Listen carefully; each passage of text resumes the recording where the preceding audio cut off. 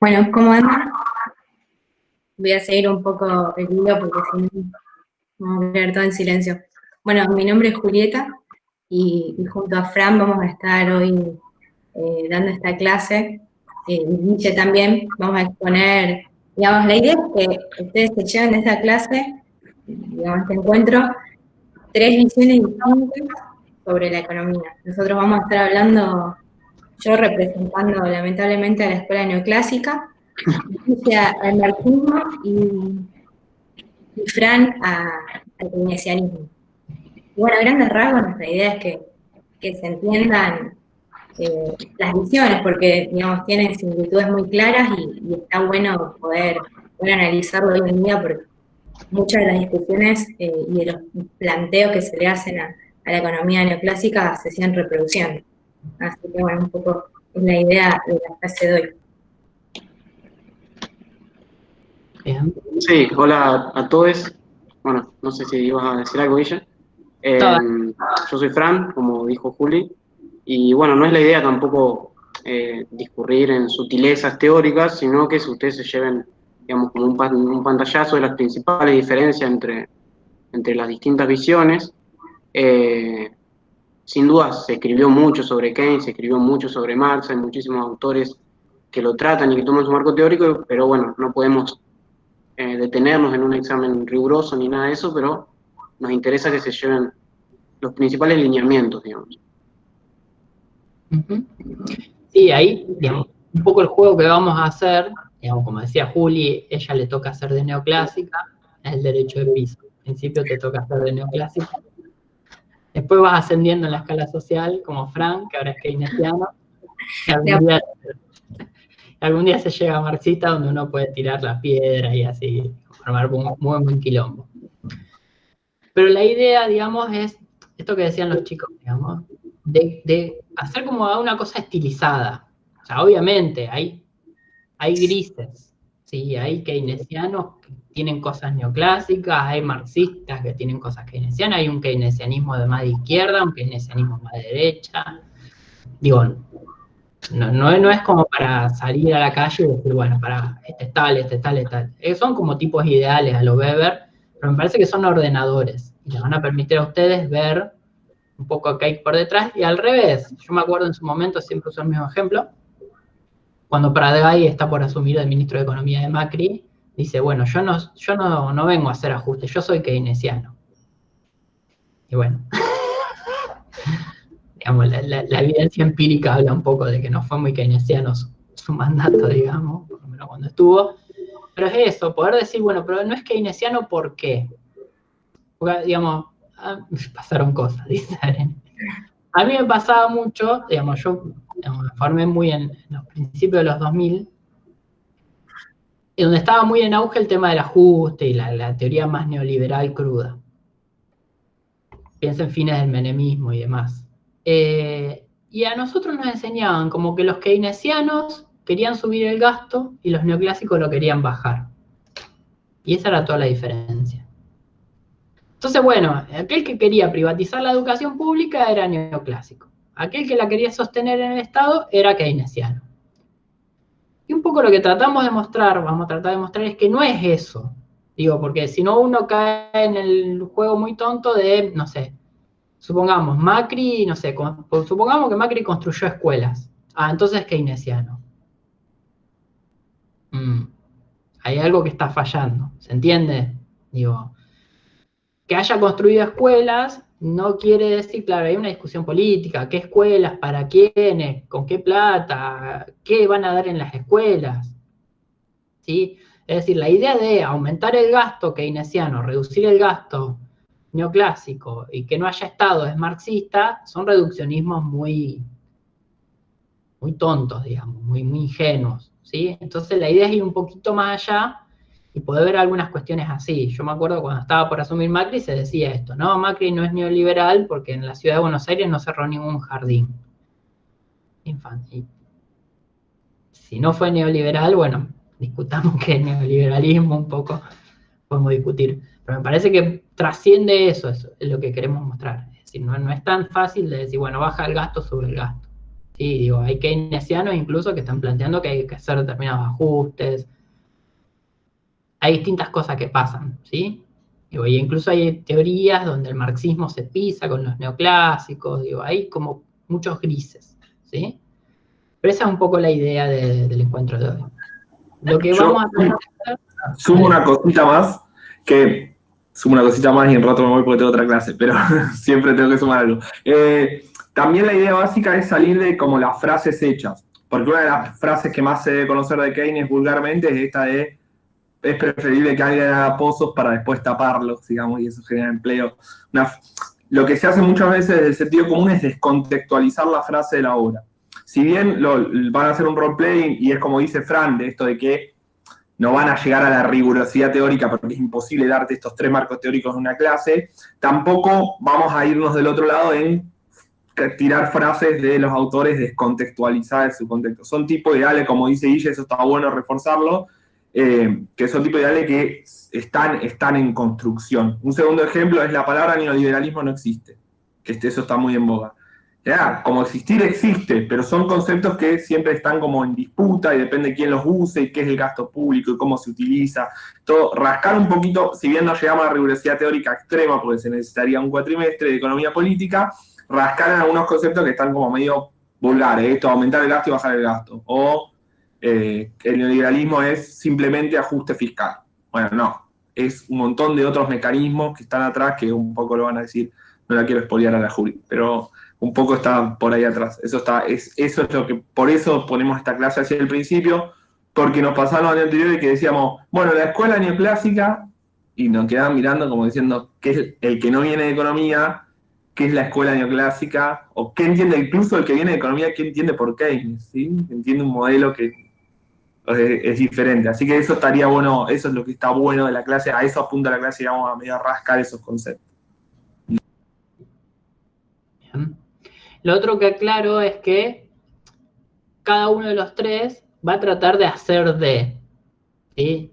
Lo cual no quiere decir que Juli sea neoclásica, Fran sea keynesiano y yo sea marxista. Digo, a veces también vamos a forzar un poco los argumentos y bueno, nos vamos a creer por un momento que somos, digamos, ese pensamiento, pero bueno, digo, entiendan eso, digamos.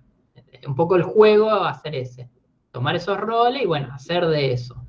¿Sí? Por más que estrictamente no, incluso, digamos, si a Juli le repreguntan lo que acaba de decir, seguro va a decir, no, yo no creo eso, pero bueno, lo tengo que decir, digamos. Y también a Fran le va a pasar y a mí me va a pasar, en algunas voy a forzar un poco el argumento, digamos. Pero entiendan que es eso, es ese juego como para poder ordenar esas ideas un poco más y, digamos, como decía ahí, por ahí los que no vienen de economía, incorporar algunas de estas cuestiones y verlas, y los que vienen de economía yo creo que también, porque digamos, están bastante desdibujadas estas ideas. Entonces me parece que está bueno que las retrabajemos. Sí, está bueno también sintetizar las 3 corrientes, porque en economía nos dan todo de una, sin decir que existen corrientes alternativas, y entonces está bueno diferenciar bien cuáles son los puntos que tienen de diferencia y algunos muy, muy pocos en común. Uh-huh. Sí, incluso en economía se hace mucho esto de que la teoría neoclásica se dice como que es la teoría, no se define como neoclásica, no se micro, se da micro, no se da micro neoclásica. Es micro neoclásica, pero no te dicen que es micro neoclásica. Y después todo lo otro te dicen que es heterodoxo. Una bolsa de gatos ahí, digamos. Que de heterodoxo lo que tiene es que no es ortodoxo, nada más. Pero digo, mezclan keynesianismo con marxismo, incluso hay otras corrientes más austríacas, más anarcoliberales y demás. Digo, hay un montón de corrientes más pequeñas, digamos, nosotros nos enfocamos en las 3 más grandes que nos parece que pueden ordenar un poco el esquema. ¿Sí? Bueno, si no hay ninguna pregunta, comentario, sugerencia, yo voy preparando el Power.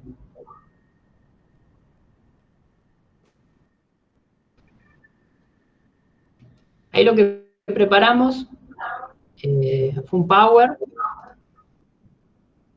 pero va a ir, donde fuimos organizando como algunas preguntas, digamos, transversales de los 3 enfoques. ¿Sí? Entonces las vamos a tratar de responder desde los 3 enfoques. ¿Sí? esto es un poco lo que decíamos antes, los 3 enfoques que vamos a analizar, la teoría neoclásica, que le va a tocar a Juli, teoría keynesiana a Fran, teoría marxista me toca a mí. Teoría neoclásica nos interesa mucho, digamos, porque es el sustento teórico, por lo menos en la parte económica, digamos, del neoliberalismo, ¿sí? Entonces está bueno entender, digamos, no está bueno entender la teoría neoclásica, pero sí está bueno entenderla para entender el neoliberalismo, ¿sí? Es decir, cuando uno entiende la teoría neoclásica, entiende mucho del neoliberalismo, ¿sí? Si bien no son sinónimos estrictamente, pero es el soporte que está por detrás del neoliberalismo, ¿sí? Bien. Esto que decíamos, ¿por qué en la actualidad? Esto es importante, ¿por qué en la actualidad? Es decir, no vamos a enfocarnos en qué dijo Marx en el 1800, qué dijo Keynes en 1930 y pico, qué dijo un neoclásico en el 1800. Lo que vamos a tratar es ver cómo son esos enfoques en la actualidad. Obviamente hay un montón de cosas que retoman de esos autores, pero otras que no. El mismo marxismo fue cambiando algunas cuestiones, también tiene sus debates internos, no existe un marxismo, hay muchos marxismos, casi más que cantidad de marxistas, diría el chiste. Lo mismo pasa con los neoclásicos y con los keynesianos, es decir, nosotros vamos a como grandes estilizaciones lo más actuales posibles, ¿sí? Dentro de todo, es decir, no nos vamos a enfocar si Marx vio o no vio la naturaleza o las luchas feministas, sino bueno, el marxismo cómo se posiciona en términos generales. Bueno, la metodología de roleplay, dijimos esto de que vamos a asignarnos, digamos, como si fuéramos voceros y voceras, y tomamos esta frase para criticarla, digamos, de Brown y Liach, de cómo escribir un libro sobre un tema en el que existen tales diferencias. No sé si se acuerdan que Ayn usó esta frase. En primer lugar, hay mucho para aprender sobre lo cual existe consenso. Por ejemplo, todos los economistas coinciden en que si se emite mucho dinero, los precios aumentarán. Respuesta, no todos los economistas. Y así con cada uno de los ejes que vamos a ir viendo, la idea es ver justamente que las 3 posiciones van a ser distintas, ¿sí? Algunas serán más surrealistas, otras serán más aplicables, les parecen mejores, perfecto, pero existen 3 enfoques y son muy distintos, ¿sí? Entonces no existe ese lugar del consenso, ¿sí? En todo caso, hay un disenso invisibilizado. ¿Qué es la economía? ¿Es economía o es economía política? ¿Qué estudia?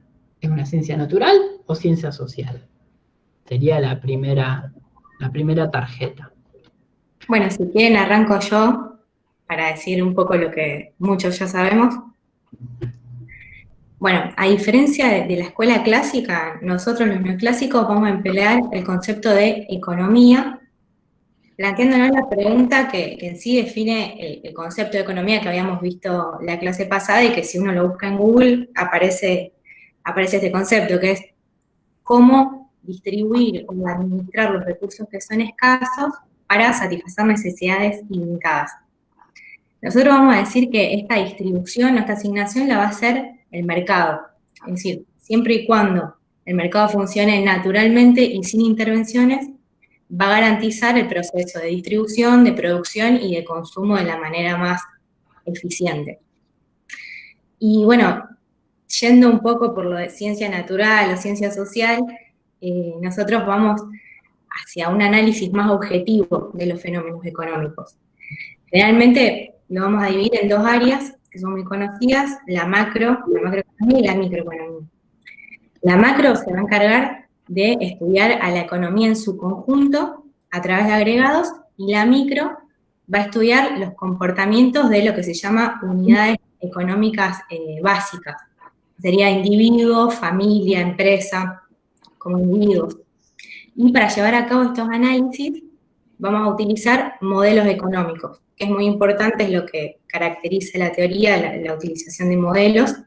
Los modelos son, bueno, representaciones simplificadas de la realidad o representaciones simplificadas entre 2 o más variables, entre la relación de variables, y lo van a utilizar para predecir el comportamiento de las empresas o analizarlos, o analizar también la forma en que los individuos se relacionan entre sí. Bien, acá es donde entramos nosotros los keynesianos. Básicamente nosotros nos ocuparíamos de lo que sería la macroeconomía, Y tenemos obviamente nuestra diferencia con la macroeconomía no clásica. Nosotros no creemos que se parta de un análisis microeconómico, el cual después se puede extrapolar a lo macroeconómico, sino que nos interesa o no hacemos énfasis en el comportamiento de las unidades económicas como puede ser un individuo o una familia. Directamente vamos a los agregados, vamos al consumo agregado, a la demanda agregada, a la inversión de toda la economía, y bueno, a partir de allí sacamos nuestras conclusiones. De todas formas, también utilizamos los modelos, y con respecto a la economía, bueno, si es economía o economía política, acá me tendría que dividir en dos, y si me pongo en la piel de Keynes, creo que estaría más cercano a lo que piensan los neoclásicos, porque él, digamos, tiene su rama marginalista, fue educado en Cambridge bajo Marshall, entonces tiene esa influencia, pero luego hay otra vertiente, otra rama que se desprende de Keynes, que son los post-keynesianos, que abordan o hacen un abordaje más de la economía política, reconociendo que existen distintos grupos en puja, existen conflictos de intereses, y bueno, que básicamente tienen en cuenta esos factores, que van a retomar y van a hacer mucho más hincapié en ellos los marxistas como Guille. Bueno, y acá venimos nosotros a hacer la revolución. Digamos, en realidad, digamos, desde el marxismo la idea es que lo que se analiza es la economía política, en el sentido de que no se puede escindir la economía de lo político, de las relaciones de poder, más allá de lo partidario, digamos, que es una expresión de la política, en el sentido de la política como relaciones de poder. Es decir, en la clave del análisis económico está la política. Digamos, y eso va a ser central en nuestro enfoque marxista, digamos, y a partir de eso incluso vamos a definir distinto la economía. Digamos, la economía política va a analizar las relaciones de producción y distribución, ¿sí? Es decir, justamente cómo se producen y se distribuyen bienes más allá de que haya mercado o no. Y lo que va a plantear el marxismo, digamos, es que el mercado no es una construcción, primero que no es natural, es una construcción social, pero además es histórica, tiene que ver con el capitalismo, es decir, hay un montón de sociedades y organizaciones sociales que existieron antes del capitalismo, e incluso en la actualidad existen un montón de organizaciones que van por fuera del capitalismo. Incluso cuando uno, ahí veo al Carlos, digamos, cuando uno quiere analizar de las cuestiones dentro de los hogares, las relaciones de poder, que es lo que hace el feminismo, ahí aparece la idea de nuevo de poder y demás, de relaciones desiguales, por fuera incluso de las relaciones de mercado. Es decir, la idea de la economía política marxista es poder analizar los procesos de producción y distribución, sean bajo una lógica capitalista o no. No tiene por qué haber un mercado, dinero y demás. En ese sentido, el concepto de eficiencia lo vamos a discutir seriamente, porque en realidad lo que buscamos es marcar el tema de las desigualdades, ¿sí? De las explotaciones que va a tener. Es decir, eso que los neoclásicos van a llamar eficiencia, si quieren, puede llegar a ser una eficiencia productiva, pero no es eficiente socialmente. Si va a generar una serie de desigualdades, de injusticias, que nosotros vendríamos a superar o por lo menos a poner en disputa. Claramente es una ciencia social, porque hay relaciones de poder, no es un problema de experimentar, no es un problema de métodos, de modelos, de supuestos, sino porque se trabaja con las sociedades y las sociedades están constituidas a partir de relaciones de poder. Y ahí nos vamos a pelear muy fuerte con los neoclásicos y con parte del keynesianismo, digamos, con que no hay individuos. Digamos, no pasa por si analizamos o no la micro, sino porque no hay individuos, somos personas constituidas socialmente, ¿sí? Entonces, vivimos en sociedad, somos interdependientes, entonces es imposible hablar de individuos, y ahí nos vamos a pelear, digamos. Para un marxista la categoría de individuo, por lo menos, no debería existir, digamos.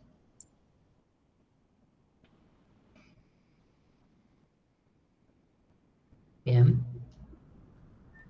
¿Dudas, preguntas? No sé si soy yo, pero no veo el power. Lo dejé de ver. No, yo tampoco.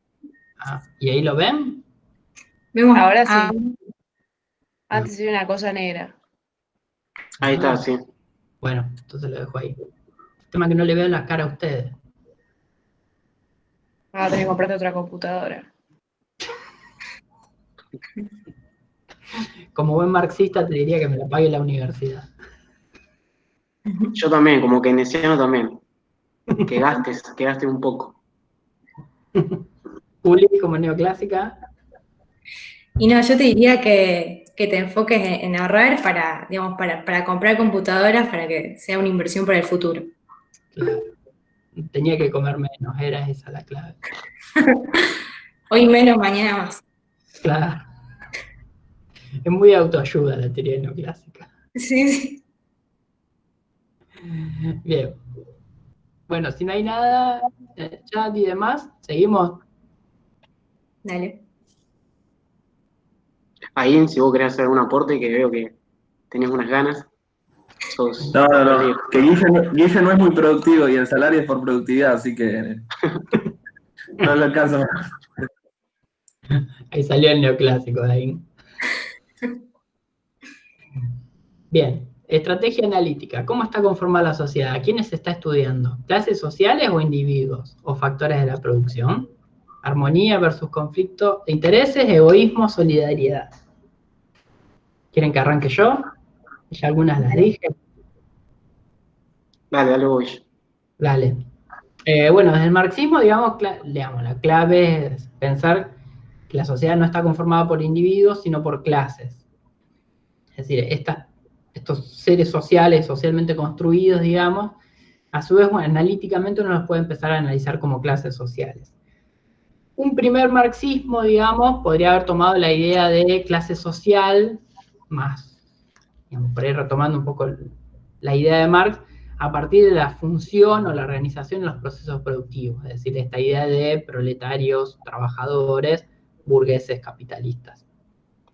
También ahí hay un espacio de disputa en el sentido de que muchas veces a clases sociales, construidas en términos teóricos, no forman parte de la autoidentificación de las personas y por eso mismo incluso a veces terminan reproduciendo discursos que no pertenecen a su clase social. Digo, más de una vez habremos escuchado a algún trabajador proletario diciendo un poco lo que dijo ahí, de que no se lo merece o no hizo, digamos, no cumplió con la meritocracia suficiente para ganar eso, o que necesitamos más empresarios para que generen valor y para que generen riqueza, ¿sí? O la defensa de la propiedad privada por parte justamente de aquellos que no poseen propiedad privada. Ese concepto de clases sociales también se fue transformando y ya hay toda una corriente dentro del marxismo que está planteando que el concepto de clase social a veces no es simplemente la función en el proceso productivo, sino que aparecen distintas construcciones de clase que van más allá de eso o que se cruzan, ¿sí? Después esta idea de armonía y conflictos de intereses se va a ver bien claramente después cuando hablen los neoclásicos, las neoclásicas. Digo, para el marxismo en la clave están los conflictos de intereses, esos conflictos son el motor de la historia, es decir, justamente los cambios se van a generar a partir de ese conflicto, esa disputa, de ese conflicto, digamos, y que eso es lo que va a ir generando cambios en las sociedades, cambios para bien y cambios para mal, ¿sí? Pero la lógica del conflicto es sano de alguna manera o es parte de la visibilización de esas desigualdades o de esas injusticias. Y obviamente por detrás va a haber una idea, por lo menos como punto de llegada, de favorecer la solidaridad, de poder pensarse más allá de lo individual o del egoísmo, pensarse como un ser solidario, un ser social, ¿sí?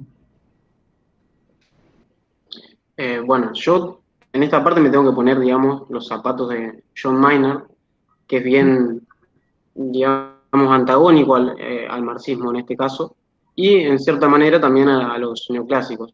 O sea, él no desconoce que la sociedad está conformada como individuos, pero se dedica a estudiar el comportamiento agregado, porque hace mucho énfasis en que lo que podría ser un comportamiento maximizador desde el punto de vista del individuo, teniendo en cuenta la situación agregada, puede ser muy nocivo para la economía en el conjunto, y él da el claro ejemplo del ahorro, digamos, que si bien un individuo puede maximizar, como dicen los neoclásicos, sus beneficios o su utilidad llevando a cabo ahorro, a nivel agregado ese ahorro puede ser contraproducente y puede hacer que la demanda agregada caiga y, digamos, caiga también el ingreso y la producción.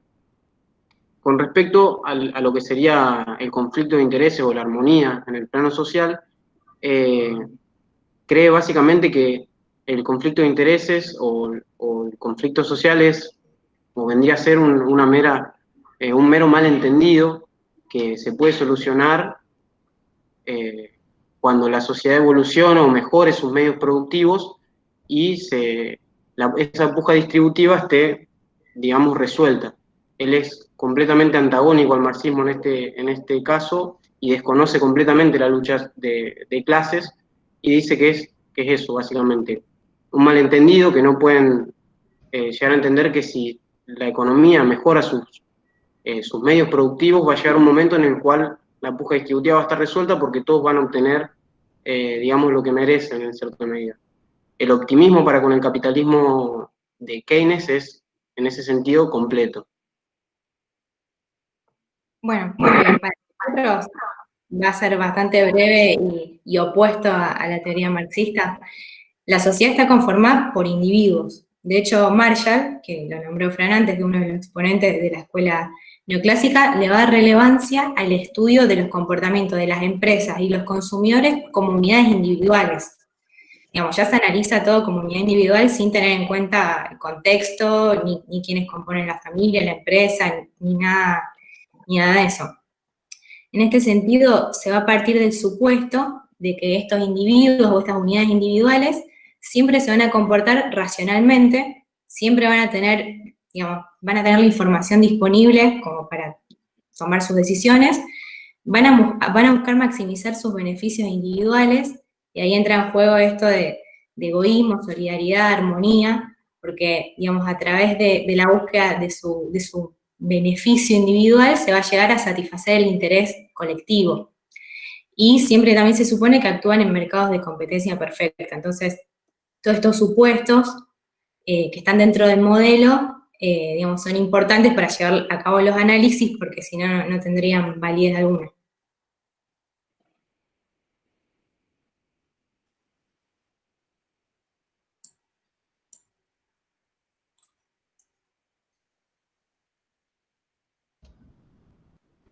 Bien, equilibrios y desequilibrios. ¿Qué son? ¿Buenos o malos? ¿Tendencias automáticas o decisiones políticas? Perdón, Quería preguntar algo. ¿puedo hacer una pregunta? Claro. Dale. No entendí bien en los neoclásicos Sí. si prefieren, o sea, si ven a la sociedad individualmente o colectivamente. En realidad, se va a decir que la sociedad va a alcanzar su máximo beneficio mientras cada individuo persiga su beneficio propio. Digamos, esa es la idea que tiene la teoría, de Perdón. que es un egoísmo. Eran los keynesianos, perdón. Ah, perdón. Bueno, acá hay como, digamos, hay varias vertientes del keynesianismo. Como dije antes, la vertiente post-keynesiana se va a acercar y va a tomar elementos también marxistas en los cuales va a reconocer la existencia de distintos grupos con intereses contrapuestos, donde va a haber lugar al conflicto. Pero yo creo que en este caso Keynes, al ser porque era un liberal clásico, digamos, inglés, que había estudiado en Cambridge, de una familia acomodada, académica, yo creo que en esta cuestión están más del lado de los neoclásicos. Pero por hablar por Keynes, digamos, después los keynesianos, que son muchos y son muy diversos, se pueden encontrar otras posturas. Genial, gracias. No sé si Guille está de acuerdo conmigo o quiere agregar algo. Nada, yo creo que por ahí hay una diferencia que se ve, ahora me pongo más salgo de marxista, es que, digamos, para los neoclásicos somos individuos, y esos individuos, al ser egoístas, arman una sociedad que va a andar bien. Es decir, la sociedad sería la suma de los individuos. El keynesianismo, como dice Fran, tiene algunas ramas, digamos, pero sobre todo parte de la idea de que no necesariamente ese individualismo nos va a llevar como sociedad a estar bien, ¿sí? Y ahí me parece que hay una de las claves. Por eso el keynesianismo muchas veces entra por la macro o por lo social, si se quiere, porque no cree que automáticamente cada individuo haciendo lo mejor, o siendo egoísta, individualista y demás, va a llevar al bienestar, ¿sí? Es como que ahí ellos dudan de ese pasaje de la micro, si se quiere, a la macro, ¿sí? Quería preguntar una cosa, Guille, ¿se puede? Sí. Ahí va. Me queda una duda en torno a la cuestión de la conciencia de clase en el marxismo, si hay autores dentro de la economía que se hayan metido en ese tema de la identidad, porque suele ser un tema complejo, más que nada para el caso de la historia, para pensar problemáticas también tanto sociales como económicas. En el caso de la historia está Thompson, que intentó de alguna manera construir la idea de la identidad de clase, como la identidad que se da a sí mismo, un colectivo, digamos, no tanto permeada por el antagonismo de clase, sino por la identidad efectiva, digamos, ¿no? Él trabaja el tema de los obreros ingleses, y hace todo un trabajo bastante interesante, y como que intenta resolver la cuestión del problema de la conciencia de clase. No sé si lo hace bien o mal, pero de cualquier manera es una lectura interesante. No sé si en la economía hay algo similar, digamos, en torno a la problemática que hay en torno a la cuestión de lo limitante que es el concepto de conciencia de clase para pensar los comportamientos individuales. Y luego una pregunta que se agrega a esto es si en la perspectiva neoclásica hay una noción de identidad del individuo, más allá de estos axiomas que de alguna manera te sirven como mapa de los comportamientos individuales. Sí, a ver, como que desde la economía, no sé si hay tanto de la construcción, de cómo se construyen las clases, como me parece que es más el marxismo que viene más de las ciencias sociales en serio, digamos, no tanto de la economía. En economía digamos, el marxismo, digamos, económico si se quiere, digamos, usa mucho la idea de clases como lugar en la función del proceso productivo, porque es muy ordenador para después usar estadísticas, es decir, bueno, no sé, calculo los salarios, calculo la ganancia y veo la distribución del ingreso entre clases. Pero bueno, supongo que las clases se definen, o sea, porque vos vendes tu fuerza de trabajo, te sentís tan obrero como el muchacho de la CGT que está haciendo determinada cuestión. Entonces, bueno, ahí hay como una idea de, bueno, no nos enrosquemos en las clases, en la autodeterminación y demás, sino que lo dejemos un poco más para los autores marxistas más de las ciencias sociales, si se quiere. Ahí va. Que estoy poniendo la economía casi afuera de las ciencias sociales. Sí hay un concepto muy interesante que se trabaja mucho en economía, que es la idea de aristocracia obrera, que si no me equivoco viene de Lenin. Sí. Justamente esta idea de cómo el capitalismo va generando determinados segmentos de lo que podríamos llamar los obreros, que tienen niveles de ingreso, que tienen niveles de obra social, de acceso a bienes y demás, que empiezan a tener una mentalidad más asociada a los propios patrones que a los trabajadores con los que comparten.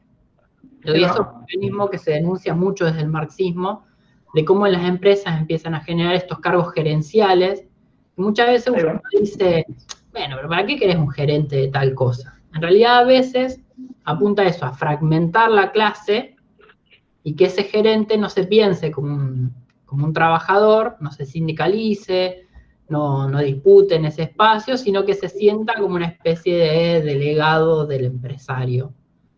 Y ahí aparece... Eso está en NEFA, ¿no? ¿Hay algo de NEFA? ¿Puede ser que trabaje ese tema? Sí. Hay algo de NEFA que trabaje eso, hay algo de Aspiazu que trabaja ese tema. Aspiazu también.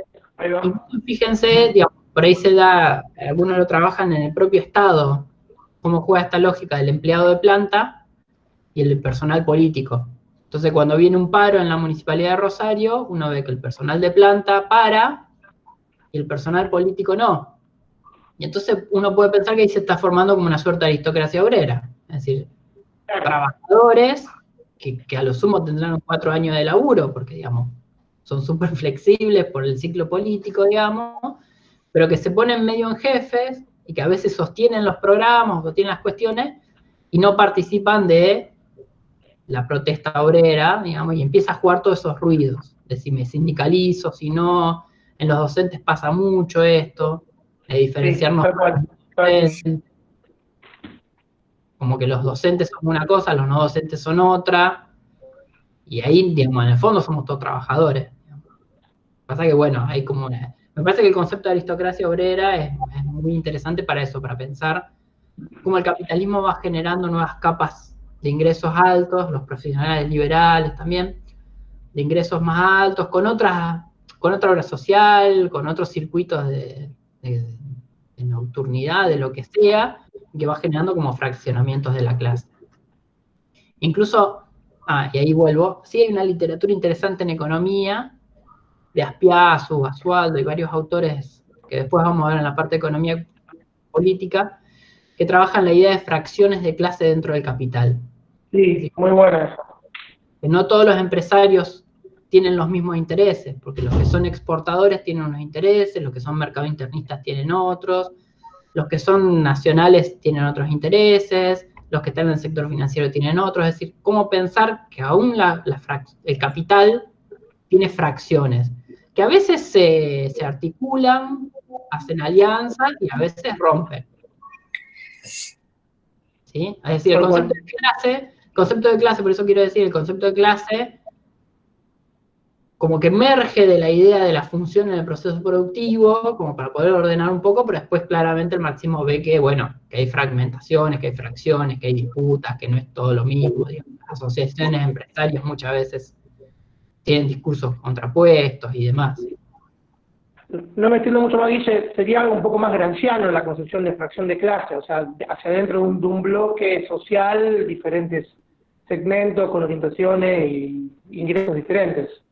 Exacto, sí, hay una idea más gramsciana, por eso es un marxismo más, digamos, no es Marx estrictamente, sino que es como que ha ido muy cruzado por eso. El archipiélago marxista. Sí. Bien. Gracias. Bueno, seguimos. Ahí me perdí el chat, no sé si hay algo interesante. Bueno, si quieren arranco con el tema de equilibrios y desequilibrios. Dale. Bueno, desde la teoría neoclásica, digamos, la noción de equilibrio se va a analizar más desde la perspectiva de oferta y demanda, bien desde el análisis económico objetivo que decíamos antes. A través de la interrelación de la oferta y demanda en un mercado de un bien en particular, se va a llegar a una situación en donde produciendo y demandando cierta cantidad de un bien, su precio va a estar el de equilibrio. Y lo mismo va a ocurrir para la economía en general, es decir, el equilibrio va a estar dado en el punto en que todas las demandas de los consumidores y todas las ofertas de los productores sean las mismas. Ahí va a estar el equilibrio. Obviamente siempre y cuando el mercado funcione sin intervenciones, siempre, digamos, funcione eficientemente, ese concepto de eficiencia que tenemos nosotros, va a estar siempre el mercado en equilibrio, el mercado en general también. Cuando se dé la situación que el precio esté por encima o por debajo del equilibrio, es decir, situaciones de desequilibrio, lo que vamos a decir es que van a actuar las fuerzas del mercado a través de mecanismos automáticos, de tendencias automáticas, como dice ahí, presionando los precios al alza o a la baja, depende de la situación, para restituirse hacia el equilibrio inicial. Es decir, que acá sí actúa algo como más de las leyes de la física, como diría Guille, que hay mecanismos automáticos que hacen que esos precios tiendan nuevamente al desequilibrio. Y si no llega a suceder, digamos, en el caso de que no suceda, de que los precios no tiendan al desequilibrio, se dice que el mercado no está actuando libremente, sino que está siendo intervenido.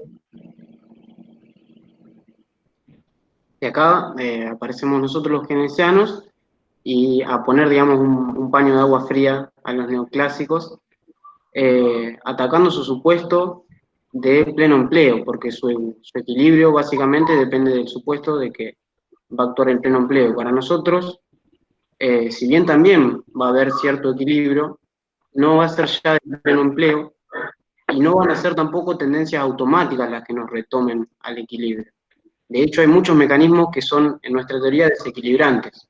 A través de la teoría, por ejemplo, del multiplicador, eso va a hacer que se amplifique el desequilibrio y que nos lleve a una situación de un equilibrio distinto que puede ser con desempleo. Es decir, ya la economía no va a tender por sí misma o por sí sola, por el funcionamiento de los mercados al pleno empleo, sino que se puede dar una situación de equilibrio y de desempleo como se pudo observar, por ejemplo, en la crisis del 30, que es básicamente sobre lo que nos habla Keynes. Entonces, por naturaleza la economía es fluctuante, porque son las fuerzas de las cuales depende la inversión. Entonces se van a dar desequilibrios y vamos a llegar a equilibrios que no van a ser de pleno empleo, como dicen los neoclásicos. Es fundamental también acá retomar un equilibrio para alcanzar el pleno empleo, el funcionamiento del Estado. O sea, que tome la posta del Estado e intervenga en la economía para, digamos, alcanzar un punto que sea lo más cercano posible a ese punto de pleno empleo del cual tanto hablan los neoclásicos. Bien. Acá desde el marxismo, lo primero que vamos a decir es que el equilibrio es status quo, es decir, justamente no es algo a lo que queramos llegar la sociedad o a lo que tenga que llevar, no es un punto de llegada, sino que justamente es un punto que nos obstaculiza, que nos deja empantanados. Entonces, justamente lo que se va a criticar desde el marxismo es eso, la idea de equilibrio como status quo, es decir, de tratar de que las cosas no cambien. Por eso hay toda una literatura que va a trabajar mucho la idea del cambio. No a lo Esteban Bullrich, de que hay que vivir en una sociedad de incertidumbre, donde no sepas si te vas a quedar sin laburo, y bueno, capaz que termines en la calle, y eso está buenísimo, no desde ese lugar, digamos, pero sí de la idea de que las sociedades tienen que cambiar, y tienen que cambiar hacia sociedades mejor, más igualitarias, ¿sí? Claramente no hay tendencias automáticas, el sistema capitalista no tiene mecanismos automáticos, por eso los capitalistas inventaron el Estado, de alguna manera, o el Estado keynesiano, es decir, el capitalismo necesita todo el tiempo, como los mecanismos automáticos que le dicen los neoclásicos no funcionan, necesita que venga papá Estado keynesiano a salvar las papas, ¿sí? Y ahí hay también en parte una denuncia de que muchas veces las intervenciones o las acciones que realiza el Estado no son para construir sociedades más igualitarias o más justas, sino justamente para sostener el sistema. ¿Sí? Ahí le pegamos a los keynesianos, los metemos en el lodo con los neoclásicos. Y hay un concepto interesante, que es la idea de que, ¿se acuerdan que alguien había hablado? Esta idea de que los mercados, digamos, en parte son construcción desde el Estado, ¿sí? Cómo se construyen los estados, cómo se construyen desde los estados. Y abandonaron, varios autores muy interesantes, como Aspiazu, que trabajan la idea de que no hay regulación por parte del Estado, de los mercados, sino que siempre hay re-regulación, es decir, que el Estado está todo el tiempo regulando esos mercados. Por acción o por omisión, explícita o implícitamente, es decir, cuando el Estado keynesiano, diría un marxista, no sé, estimula políticas sociales de transferencia de ingresos, en realidad está re-regulando los mercados donde consumen esas personas. Es decir, si el Estado keynesiano pone medicamentos gratis, en realidad también está re-regulando las condiciones en las que funciona la industria farmacológica. Es decir, pensar esa idea de que el Estado está todo el tiempo de alguna manera regulando esa sociedad, esas relaciones, y salir de esa idea de lo que podría plantear un neoclásico, el Estado no tiene que intervenir, y lo que plantea un keynesiano es que el Estado tiene que intervenir. El Estado interviene y está todo el tiempo regulando. Después vamos a discutir el Estado.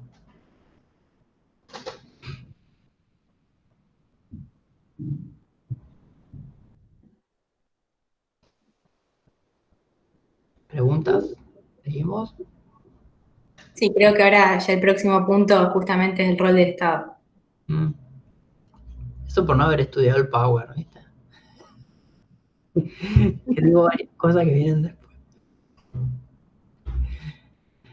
Bueno, sigo yo con el Estado, ya está. El rol del Estado. Una opción es que perjudica al mercado, otra vez que revierte las tendencias, ahí se van a discutir entre keynesianos y neoclásicos. Desde el marxismo hay una teoría una corriente interesante que plantea como el Estado como una forma de legitimación de la acumulación. Es decir, que el Estado viene a legitimar o viene a posibilitar esa lógica de acumulación y de amplificación de esa acumulación. Incluso ahí va a venir una crítica, digamos, a los neoclásicos que van a querer recortar, digamos, políticas sociales, obras de infraestructura y demás, y va a haber una crítica a los keynesianos que motorizan eso porque en realidad están motorizando la acumulación capitalista. Incluso la crítica a la patria contratista, a los sectores de la burguesía nacional que se han constituido a partir de la obra pública y las licitaciones con el Estado, es decir, la idea de que muchas de esas, incluso obras de infraestructura o políticas sociales, legitiman esa forma de acumulación. Por ejemplo, una crítica marxista a las políticas como la asignación universal por hijo, es que justamente está empezando que la forma de inclusión de las personas en la sociedad es a través del ingreso, a través del consumo. Es decir, de ser una parte más de ese engranaje de ese sistema capitalista. Y ese consumo, digamos, no permiten, por ejemplo, la autoproducción, no permiten salir de circuitos de comercialización, es decir, si el Estado les va a transferir dinero, es muy probable que terminen comprando los bienes que son relativamente más baratos. Entonces nunca van a acceder los pobres a producciones orgánicas o de mejores calidades, ¿sí?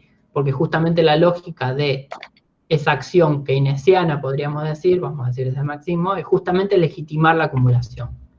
E incluso venir a salvarlo. Por eso vamos a estar en contra de la renegociación de la deuda, porque en definitiva es para después pagar la deuda. ¿Sí? Digo así como provocativo. Y algo Sí. en esa tensión, para aguantarme que cierro, es justamente esto que decía, digamos, de tensión entre mercantilización y desmercantilización, digamos, a ver, una rama del marxismo que va a plantear que justamente el libro fundamental de Marx, El Capital, arranca, el primer capítulo es la mercancía, y en definitiva lo que dice Marx es que la mercancía es el átomo, es la unidad mínima del sistema capitalista. Si queremos tumbar el sistema capitalista, hay dos opciones dentro del marxismo. Revolución y eliminar la propiedad privada, digamos si quieren la versión más clásica. Una versión más nueva es, hay que desmercantilizar. Hay que sacar dimensiones de la vida de la dimensión de relaciones de mercado, ¿sí? Y ahí va a venir una disputa muy fuerte si esa desmercantilización se puede hacer sin o con el Estado. ¿Sí? Ahí también va a haber un marxismo que, bueno, va a querer un Estado que desmercantilice. Sí, bueno, después elaboramos. Decía Guille que su crítica marxista para nosotros es una especie de cumplido, porque efectivamente venimos a salvar el capitalismo. Lo hicimos en la década del 30, lo hicimos luego de la crisis del 2008, digamos, con la intervención del Estado, con la inyección de la Fed de millones y millones de dólares en la economía. Entonces, el rol que le asignamos nosotros, keynesianos, al Estado es clave. Tiene que tener una participación fuerte, porque evidentemente al no existir esos mecanismos de autorregulación de los mercados, como dicen los neoclásicos, nosotros o el Estado tiene que estar ahí para darle un impulso a la demanda agregada a través de la inversión pública, y no es, digamos, esta idea de hacer pozos y taparlos, sino que para nosotros los keynesianos el Estado tiene que tener una planificación de su inversión y tiene que listar la inversión de las más a las menos productivas, y en caso de que no haya ninguna otra cosa más para hacer, va a ser conveniente que haya gente haciendo pozos y tapándolos antes de no hacer nada. El Estado tiene que hacer algo y tiene que intervenir en la economía. Bueno, para nosotros todo lo contrario. Es decir, ya agarrándonos de la idea de que existen estos mecanismos de autorregulación que llevan al equilibrio, si interviene el Estado es para sacar ese equilibrio y llevarnos nuevamente a situaciones de desequilibrio. Entonces se dice que el Estado aparece como una anomalía que atenta contra el mercado, porque si el mercado se autorregula por sí solo, no va a ser eficiente si interviene el Estado. Entonces, la economía sí va a tender hacia su equilibrio cuando no exista intervención del Estado alguna.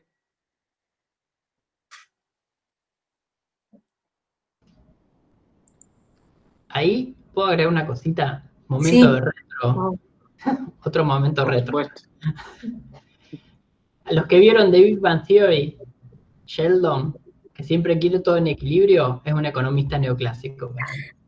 No le muevan nada porque entra en colapso, digamos, y siente que todo tiene que quedar como está, digamos. Para mí la mejor metáfora de un economista neoclásico perdón si alguien se siente aludido, es Sheldon en The Big Bang Theory. Es impresionante, como...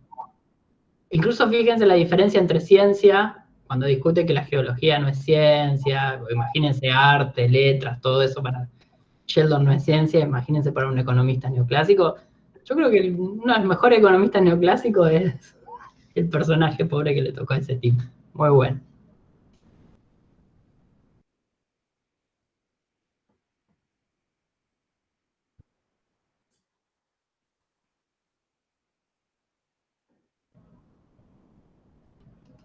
¿Seguimos? Vamos nomás. Vamos. Sí.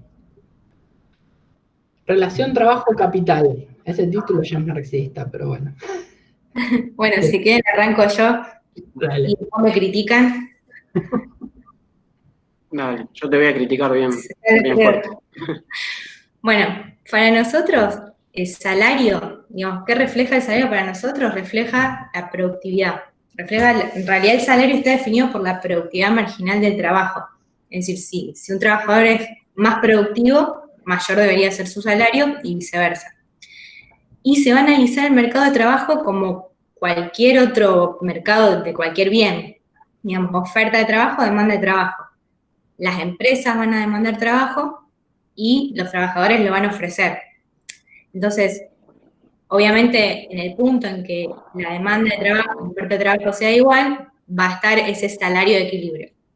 Más o menos el mismo análisis, la misma dinámica.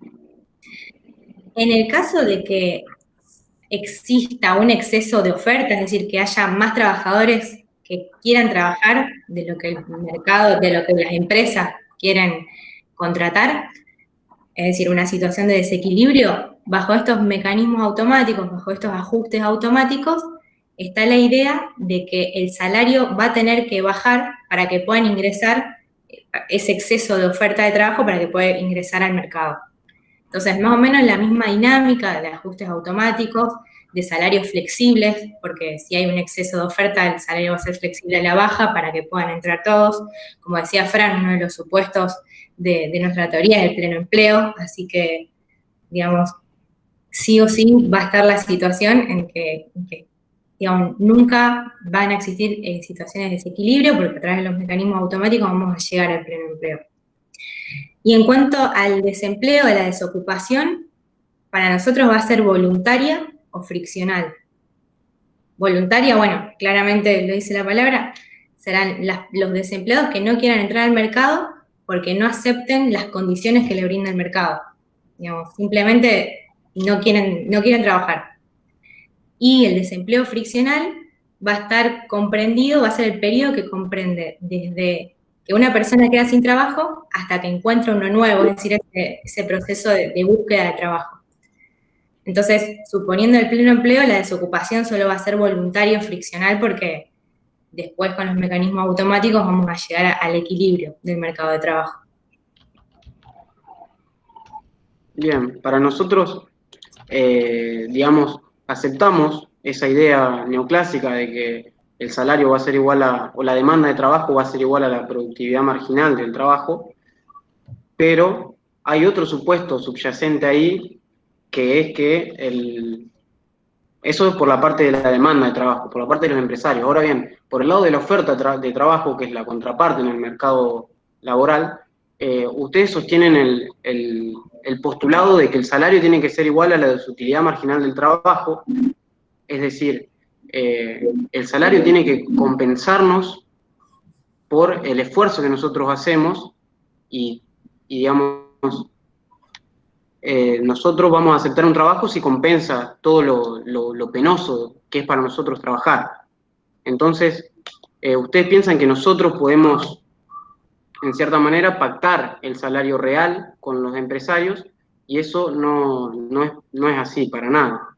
Digamos, no es un mercado de vendedores, digamos, el de trabajo. Nosotros no podemos aceptar el salario o pactar el salario que queramos, es decir, no podemos bajar nuestro salario para que ustedes nos empleen, porque, digamos, funciona a través de contratos. Nosotros pactamos a través de contratos los salarios nominales, y el salario real va a ser algo que nosotros vamos a conocer después, porque ¿qué puede pasar? Puede pasar que suban los precios, puede pasar que haya inflación justamente, y bueno, es algo que nosotros no controlamos. Además, digamos, no existe esa libertad para pactar directamente con el empresario, sino que dentro de estas sociedades occidentales y democráticas existen uniones obreras, existe legislación para la protección social, existen salarios mínimos, y son cosas que no podemos aislar de la teoría porque existen en la realidad y van a seguir existiendo. Entonces, nuestra crítica a Pigou es que no tiene en cuenta esas cosas que existen y piensen que nosotros podemos, o que es culpa de nosotros que no aceptamos un salario más bajo, no conseguir trabajo. Entonces, digamos, ¿qué es lo que determina el volumen de la ocupación? Para nosotros no va a ser el punto en que se cortan la oferta y la demanda de trabajo, sino va a ser la demanda efectiva lo que determina el volumen de ocupación y los salarios reales.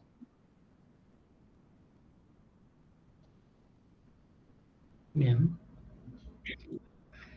Bueno, relación en capital-trabajo. Lo primero que uno plantearía desde el marxismo es que hay como una relación contradictoria. Por un lado, digamos, la crítica a la teoría neoclásica de que la relación capital-trabajo no va a ser una relación entre iguales, sino claramente hay uno que necesita ese trabajo para poder, digamos, subsistir, y hay otro que tiene unas condiciones como para negociar y poder imponer esas condiciones. Y a su vez, esa desigualdad está montada sobre otra desigualdad que está mucho más invisibilizada, que es justamente que el empresario necesita a ese trabajador, porque de ahí es donde obtiene la plusvalía. Es decir, sin ese trabajador, el empresario no va a obtener plusvalía. ¿Sí? Eso que dicen los neoclásicos de que le van a pagar por la productividad, nada. Le van a pagar lo menos que se pueda, y justamente la idea es quedarse con parte de esa productividad como forma de plusvalía. Entonces ahí hay una tensión, obviamente, entre salario y ganancia. Es decir, justamente lo que va a querer el empresario es que aumente la productividad, pero que no aumente el salario. ¿Sí? ¿Por qué? Porque esa diferencia forma parte de la plusvalía de la ganancia que va a obtener.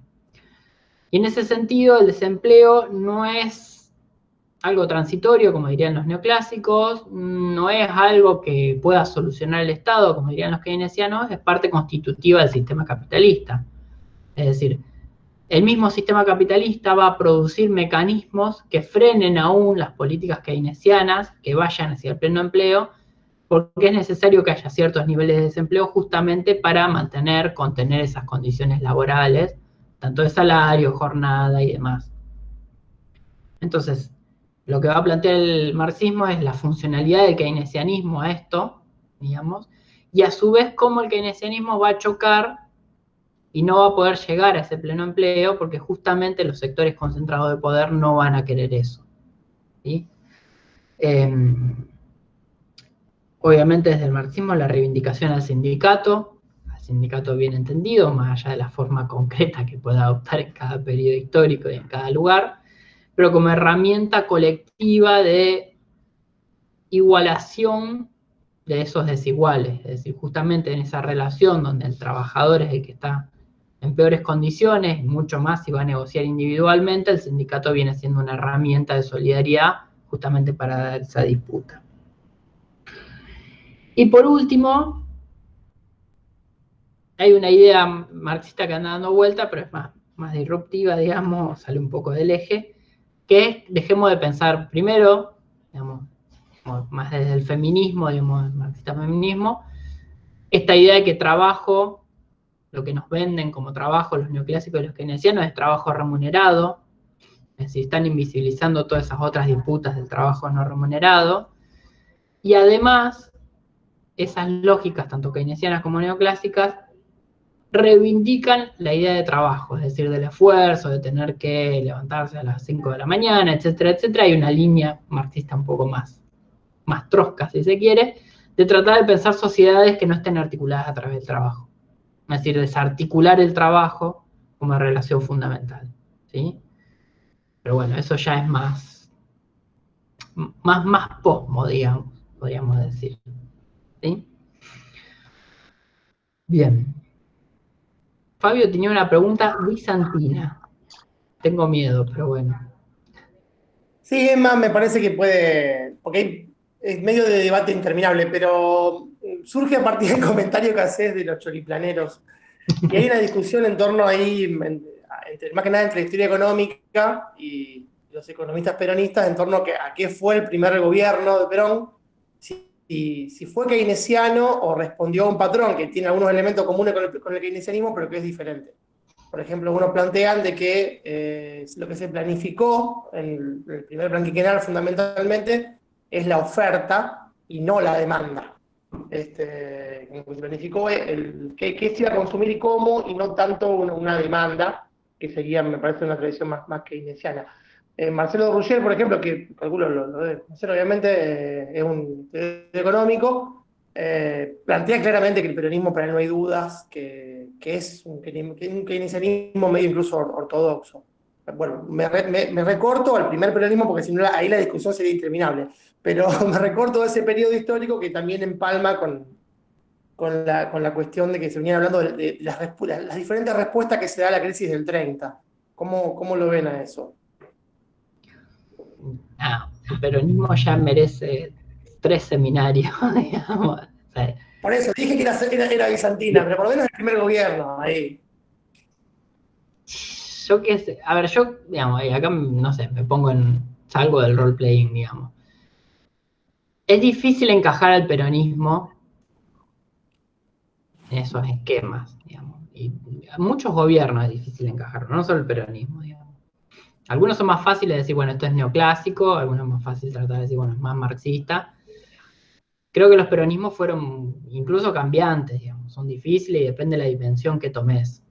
Porque incluso la misma idea de la planificación tiene mucho del comunismo, si se quiere, o de un keynesianismo más planificador, digamos. Pero a su vez lo que vos decís, planificar la oferta, si querés, hasta en un punto es más neoclásico. Claro. Te sentás con las empresas y discutís desde ahí, y la sociedad se constituye a partir de eso. Es un gris, o sea, yo el peronismo lo defino como un gris en toda su amplitud, digamos. Es muy complejo, pero bueno, no sé. Creo que le pasa un poco lo que pasa con los keynesianos en un punto. No, fíjense que en este debate, como que la postura neoclásica y la postura marxista abren parte de agua y los keynesianos están ahí. Porque a veces son medio de izquierda, a veces son medio de derecha, a veces son funcionales, a veces son críticos. Pero bueno, sí, el peronismo da para... Después vamos a ver un poco de economía política y ahí vamos a poder, por lo menos, entender en qué contexto se dio ese peronismo, digamos. Perfecto. Puede llegar a ayudar a explicar. Digo, bueno, no fue veamos el siguiente y no hago más comentarios al respecto, entonces. sí, no pasa nada. Pero bueno, es siempre una discusión si reproduce una ideología o un esquema de pensamiento o lo construye en la práctica. Ahí Abril pregunta si desde el keynesianismo actual no se tiene en cuenta el trabajo no remunerado. Las voces más estatales que lo nombran lo toman desde el marxismo. Yo, digamos, keynesianos, así, economistas keynesianos, no creo que tomen el tema del trabajo no remunerado. Me parece que viene más desde el marxismo, de una interpelación desde el marxismo, Mercedes Alessandro y demás. Sí, pero yo creo que lo toma desde el marxismo. Desde el feminismo también. Lo que pasa es que habría que encuadrar el feminismo dentro del marxismo o no. Eso también es una discusión, digamos. Hay muchas expresiones socialdemócratas, por lo tanto más asemejable. Digo, el pensamiento socialdemócrata es más emparentable con el keynesianismo, si se quiere, así como el neoliberalismo con la teoría neoclásica. Hay un cierto feminismo que viene más de la tradición socialdemócrata.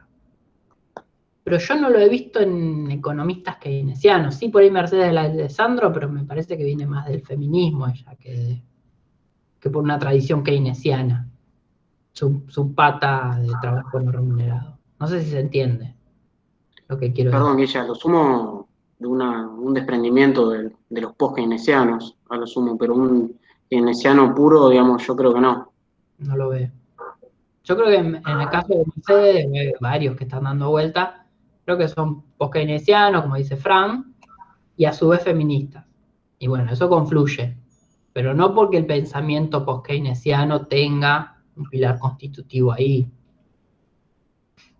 De hecho, bueno, hay un montón de discusiones. Y el feminismo plantea estimar pobreza de tiempo, por ejemplo, y yo qué sé, los keynesianos nunca han planteado salirse del concepto de pobreza por ingreso y pensar concepto de pobreza por tiempo, por ejemplo.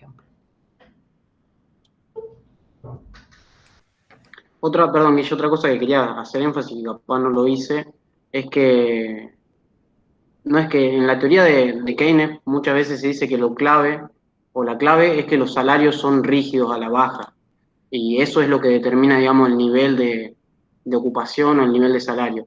Y me parece que eso no es así para nada, porque si no sería darle la razón, digamos, a los neoclásicos, que es que existe un desequilibrio. La clave en cuanto al mercado laboral en Keynes es que es la demanda efectiva la que va a determinar, la demanda agregada, digamos, la que va a determinar el nivel de empleo. Eso no es. No es una pregunta, sino capaz estaría bueno aclarar el rol de los sindicatos en cada una de las teorías. No sé si está planteado en el Power más adelante. No, esa no está planteada, está bien. Me tira pata. No, está bien, está buena. No, de hecho, yo lo iba a mencionar, pero después, recortando un poco para ser más sintética, lo saqué de mi discurso, pero sí es importante el rol que tienen los sindicatos. Obviamente en la teoría neoclásica van a perjudicar ese mecanismo automático, porque, digamos, no van a permitir que, digamos, aplicando salarios mínimos, por ejemplo, no van a permitir que los salarios sean flexibles para restituir el equilibrio. Así que, bueno, obviamente los sindicatos, el rol que tienen en la teoría neoclásica es perjudicial. En el keynesianismo, por su parte, digamos, las luchas de los sindicatos en particular, lo único que van a hacer es alterar la posición relativa de los trabajadores de cada sindicato. O sea, no, por más que intenten obtener una masa salarial mayor, digamos, en el producto, obtener una porción del producto mayor, no lo van a lograr porque eso está dado, digamos, por la demanda efectiva, como decía antes. Entonces, lo único que van a lograr es que varíen la posición relativa de ciertos trabajadores en relación a otros. El salario promedio va a depender de toda la economía, digamos, va a depender de la demanda efectiva. Bueno, y el marxismo más clásico, digamos, es el mecanismo incluso para generar esa revolución o ese cambio tiene que ver con los sindicatos, incluso más que con el Estado. En general se tiende a ver al sindicato en términos ideales, digamos, como idea del sindicato como una herramienta incluso más poderosa que la del Estado, porque en la herramienta del Estado aparece una mediación y aparece alguien que está generando para otro. Digamos, se rompe esa idea de conciencia. El sindicato genera esas modificaciones, o generaría esas modificaciones, esos cambios positivos a partir de la conciencia, del trabajo colectivo, del esfuerzo, y eso permite una apropiación mucho más fuerte por parte de los trabajadores de lo conseguido. ¿Sí? Después, obviamente, hay toda una discusión muy fuerte del marxismo de las construcciones sindicales concretas y cómo aparece un sindicalismo empresarial. Y hoy en Argentina buena parte del sindicalismo es denunciado desde el marxismo como sindicalismo empresarial, porque básicamente tiene obras sociales, tiene una serie de elementos que le permiten constituirse como una especie de pequeño Estado que le permite sostener ese poder y seguir alimentando las mismas lógicas de las empresas. Digamos, muchas veces son sindicatos, van a ser cuestionados del marxismo porque transan, que no despidan gente pero le bajen el salario, o que no le bajen el salario pero echen gente, o esos sindicatos son los que posibilitan que haya trabajo precarizado, tercerización aún adentro de las empresas más formalizadas de la economía, ¿sí? Es decir, el sindicato es la herramienta de cambio social, por excelencia del marxismo. Después hay que discutir la construcción concreta de cada sindicato, digamos. No cualquier sindicato es un sindicato que haga rol de sindicato. Difícil la pregunta, Lola. Nos sacó del eje. Yo pensé que capaz estaba en el Power, pero bueno, ya fue la pregunta. Es interesante, me parecía interesante. Sí, está bueno. Está bueno. Bien, seguimos. ¿Cómo se motoriza el crecimiento económico? ¿Cuáles son los motores? ¿El ahorro, el consumo, es la demanda, es la oferta? Bueno, acá un keynesiano, digamos, no va a dudar mucho y te va a decir que es sin duda la demanda, porque como recordamos, nosotros keynesianos no acatamos la ley de Say, es decir, no creemos que toda su oferta cree su propia demanda y que hay diversas falencias. Una de las principales falencias es, digamos, de coordinación. Esto es un punto que lo tomo yo de un keynesiano, que es Axel Leijonhufvud, que es muy difícil de pronunciar, pero dice que, digamos, un acto de ahorro, un empresario lo puede interpretar de diversas formas. No necesariamente es un acto de consumo futuro para un empresario, sino que puede afectar sus expectativas haciendo que en vez de incrementar la producción, porque sabe que en el futuro le van a demandar más, la va a retrotraer, digamos, no va a invertir en bienes de capitales, sino que va a quedarse con el dinero, va a preferir la liquidez, va a preferir la seguridad que le da tener ese dinero en sus manos y no va a aumentar el ingreso, digamos. Entonces el rol de la demanda, del consumo o de la inversión también es clave y es lo que va a motorizar el crecimiento. Y allí el rol del Estado, que cuando el sector privado tiene falencias para impulsar esta inversión, es donde él tiene que intervenir. Bueno, por nuestro lado, el crecimiento, digamos, la actividad económica se va a impulsar a través de la oferta, con la ley de Say que mencionó Fran recién, que establece que cada oferta crea su propia demanda. ¿Pero en qué sentido? Detrás de cada proceso de producción intervienen factores productivos que se involucran. Trabajo, tierra, capital. Y esos factores productivos reciben una remuneración, una recompensa por por la participación en el proceso productivo, que en el caso del trabajo es el salario, en el caso del capital el interés, en el caso de la tierra la renta. Entonces, a través de ese ingreso y de esa remuneración, se va a consumir o se va a demandar lo que se produjo. Entonces, en ese sentido, la oferta crea su propia demanda. Y se va a suponer que todo lo que se produce se va a consumir en su totalidad. Entonces, no va a haber esa crisis de sobreproducción que por ahí se van a mencionar en las críticas. Y en este sentido, el crecimiento también se va a motorizar a través del rol del ahorro, porque está la idea de que sin ahorro hoy, no hay inversión para el futuro. Además, si se consume todo en el momento, vamos y se consume todo y no guardamos para el ahorro, no ahorramos, entonces no está la idea del capital, del sistema capitalista, no habría capital para la inversión futura. Entonces el rol del ahorro es esencial para sostener esta teoría. Perdón, Guille, le hago una respuesta keynesiana a los neoclásicos, ahora que expuso Juli. Ustedes con sus modelos, digamos, de economía de trueque, pierden gran parte de la esencia del funcionamiento de una economía moderna, en la cual existe el dinero y tiene un rol fundamental. Digamos, ustedes quizás intentan explicar con el modelo de Robinson Crusoe en una isla desolada, en la cual el no consumir para Robinson Crusoe implica necesariamente que va a consumir más en el futuro porque hay tan solo un bien, pero en una economía monetaria donde los consumidores que eligen ahorrar pueden en el futuro tener una infinidad de opciones para consumir, digamos, diversos bienes, no se transmite la información necesaria al empresario para que él ponga en marcha su inversión, esa inversión de la que vos decís, y pueda cubrir el consumo futuro, porque a los consumidores les gusta tener la discrecionalidad de su gasto, no comprometerse con un consumo futuro y como para enviarle la información al empresario. Digamos, yo, por ejemplo, hoy puedo ahorrar por un motivo, pero en el futuro puedo cambiar de opinión y en vez de consumir en una cosa, decido consumir otro bien, y bueno, para el empresario eso imposibilita, digamos, llevar a cabo la inversión que requiere y poder cubrir una demanda que no es segura, digamos.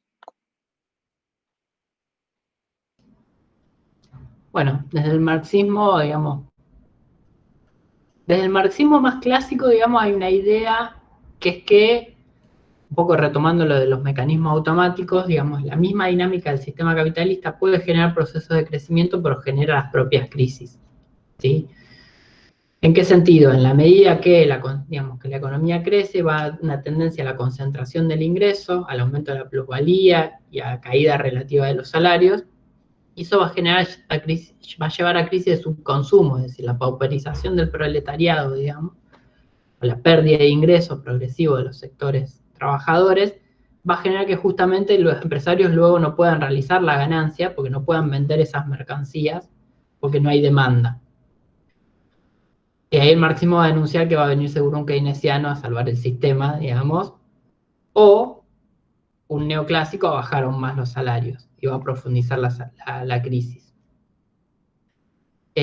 Así que en ese sentido, digamos, la idea de crecimiento económico, digamos, como proceso posible, de que sea continuado en el tiempo, digamos, es criticada desde el marxismo. Incluso es criticada la idea que plantean los neoclásicos de que se puede crecer con la iniciativa privada, que plantean los keynesianos que se puede crecer con el Estado. Lo que va a hacer un marxista es, o por la baja de salarios, o por la participación del Estado, el sistema capitalista va a llegar a crisis. Digamos, las crisis son parte del sistema capitalista, y no son fenómenos que pasan una vez cada tanto porque no se coordinó bien la política monetaria y la política fiscal, el tipo de cambio, sino que son respuestas propias del sistema a esas contradicciones. Por último, y acá agarro la parte más piola, digamos, lo que podríamos pensar un marxismo más del siglo XXI también, está dando vuelta la idea de decrecimiento. Es decir, la idea de que justamente no hay que crecer, sino que hay que reducir esa producción de bienes y servicios en el tiempo, ¿sí? Pero eso ya no es tan económico, digamos, sino que viene más de tradiciones políticas y se cruza lo ambiental, ¿sí? Ojo, decrecimiento marxista no es lo que hacen los neoclásicos de clavarnos una buena crisis de 5 años donde la gente no tiene un mango, digamos, sino que es otra cosa, ¿sí? Porque ahí los neoclásicos son especialistas en generar buenas crisis, digamos, bien profundas. Eso no es decrecimiento.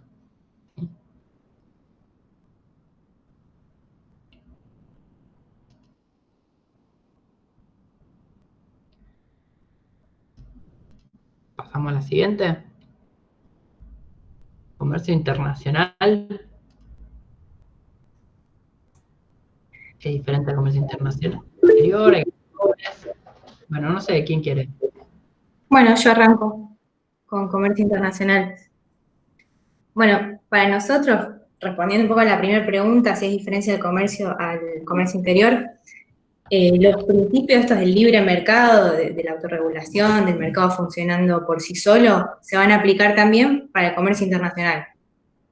De modo tal que, bueno, una vez más, sin intervenciones, el comercio internacional pueda generar una distribución adecuada de bienes y servicios en todo el mundo. El modelo que predomina en esta teoría es el de las ventajas comparativas, introducido por David Ricardo, en donde cada país se va a especializar en la producción y en la exportación del bien cuyos costos sean más baratos de producir en ese país que en otro. Y al contrario, va a importar aquellos bienes que tengan un costo relativo más caro en el país que en otros. Entonces, este modelo supone que, digamos, se van a beneficiar todos los países. O sea, que no habría perdedores porque todos los países se beneficiarían con este comercio basado en las ventajas comparativas.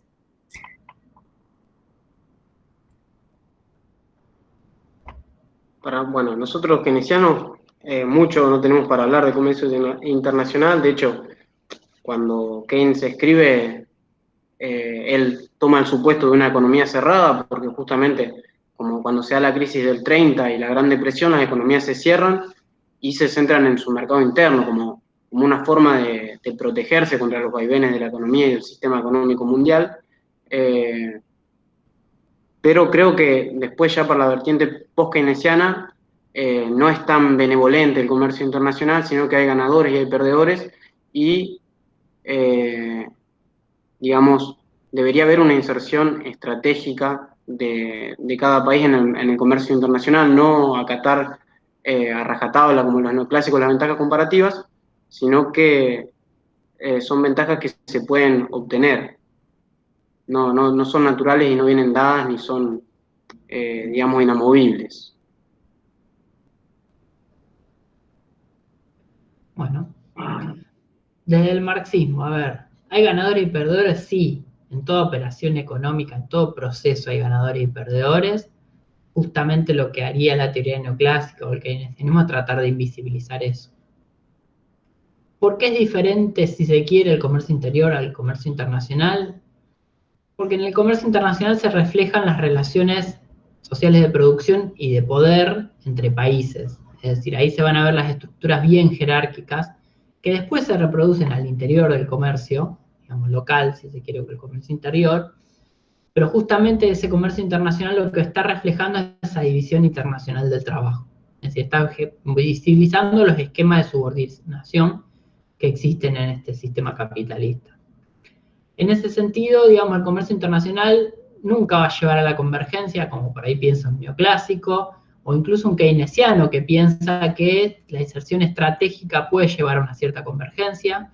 ¿Convergencia qué es? Que todos los países converjan a ser desarrollados, ricos, no sé, la categoría que sea.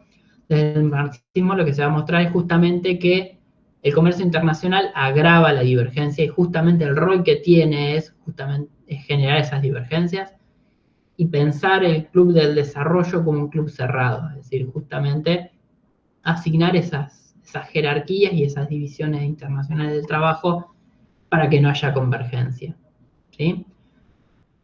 El intercambio es igual o desigual, esto lo vamos a ver más adelante, es una de las cosas que nos interesa mostrar, es, digamos, lo que plantea el marxismo es, digamos, la idea básica es que un trabajador recibe un salario menor al valor del producto que genera. Y eso es la plusvalía.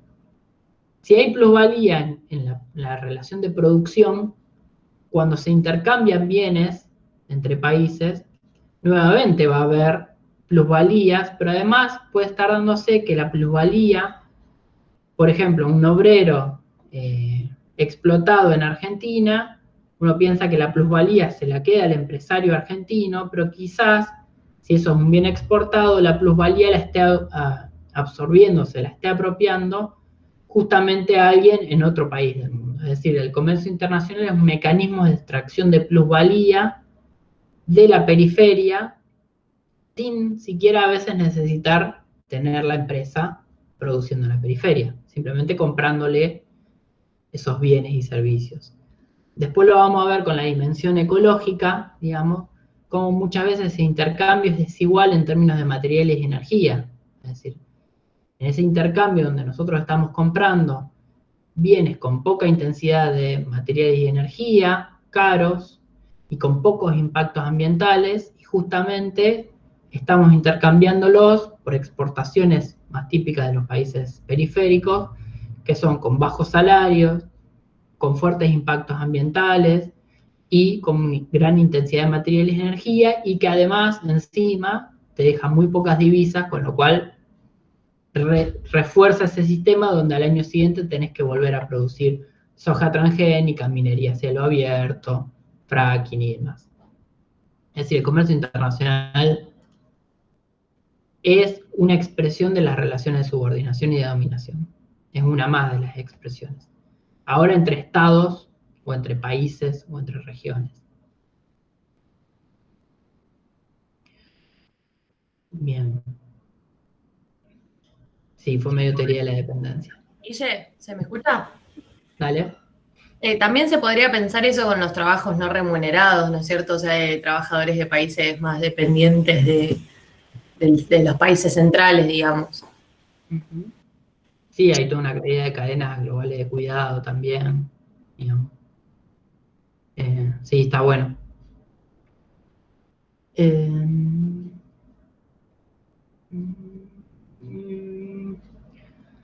Dice, Gisela pone, la apropiación de plusvalía de trabajo indígena y esclavo en América colonial que solventa la reproducción para su explotación de la clase proletaria europea, por ejemplo. Sí, digamos, una de las cuestiones que se ve con el intercambio desigual es eso, digamos.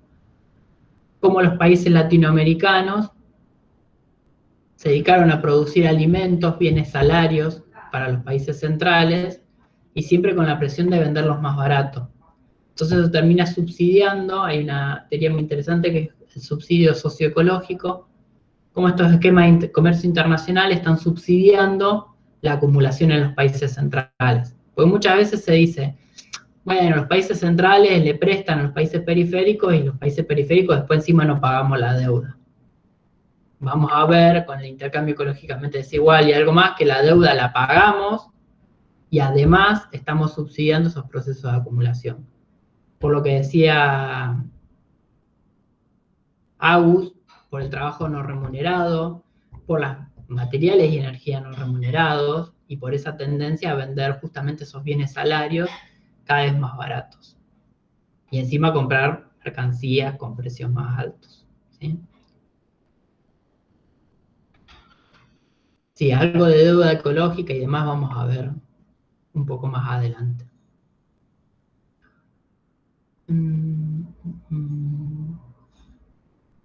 Bueno, Juliana pone un ejemplo de este tema de plusvalía en el plano internacional, es el proyecto de la instalación de granjas de China. Sí, digamos. Ahí también juega la cuestión ambiental, porque China, en vez de tener los impactos ambientales en China, los coloca en otro país. Y también hay algo que se plantea desde más de la ecología política, cercana al marxismo, que también dejan los conflictos ambientales.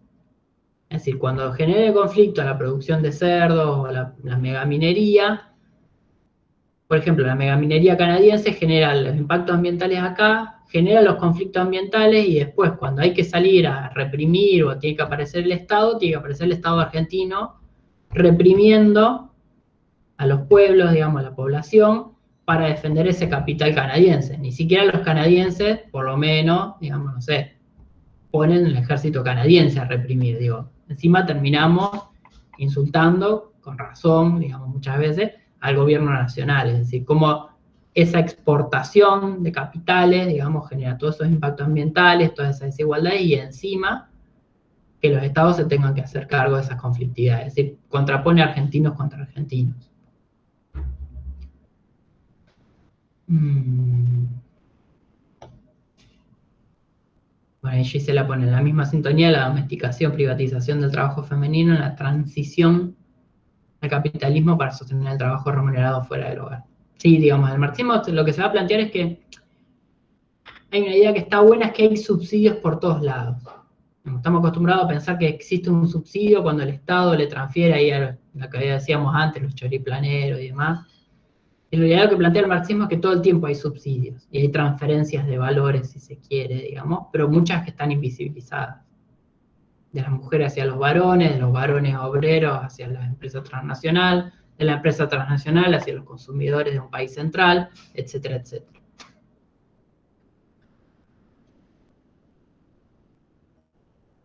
Bien. Seguimos con las crisis. ¿Son endógenas o exógenas? ¿Mecanismos para la solución? ¿Existencia de mecanismos automáticos? ¿O tendencias inevitables? Bueno, acá para nosotros los keynesianos son, digamos, en parte o bastante endógenas al sistema porque tienen que ver con la fluctuación de la eficiencia marginal del capital, que es un concepto que introduce Keynes y que en conjunto con la tasa de interés es lo que va a determinar la inversión. La inversión va a ser el elemento o el agregado fluctuante, el que va a determinar el ciclo económico y el que va a determinar el auge y la crisis y la depresión. No van a existir mecanismos automáticos, sino que va a ser el Estado el que tiene que tomar el rol activo. Y de hecho Keynes en alguna parte de su obra plantea la idea de que es el Estado el que debería en cierta manera socializar la inversión porque es el único que puede calcular la eficiencia marginal del capital para toda la economía. Entonces, y digamos, ¿por qué es tan fluctuante la inversión?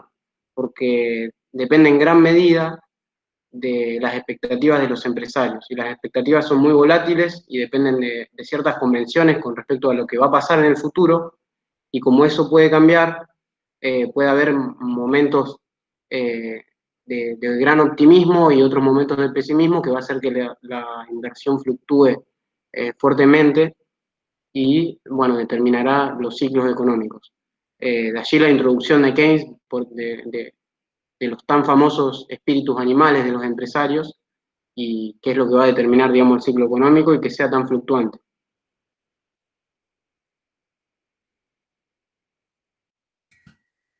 Bueno, para nosotros, claramente las crisis van a tener un carácter exógeno porque son generadas por factores que están fuera del alcance del modelo.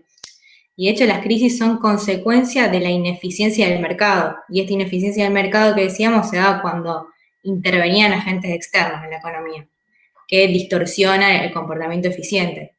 Entonces, las crisis se van a dar por factores exógenos y la solución a la crisis parece sencilla, de evitar cualquier tipo de regulación y de intervención.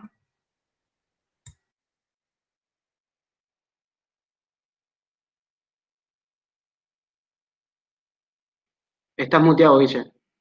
Estás muteado, ella. Me estaban censurando. Nada. No, decía que, digamos, en el marxismo las crisis son endógenas, o sea, el mismo sistema capitalista genera crisis.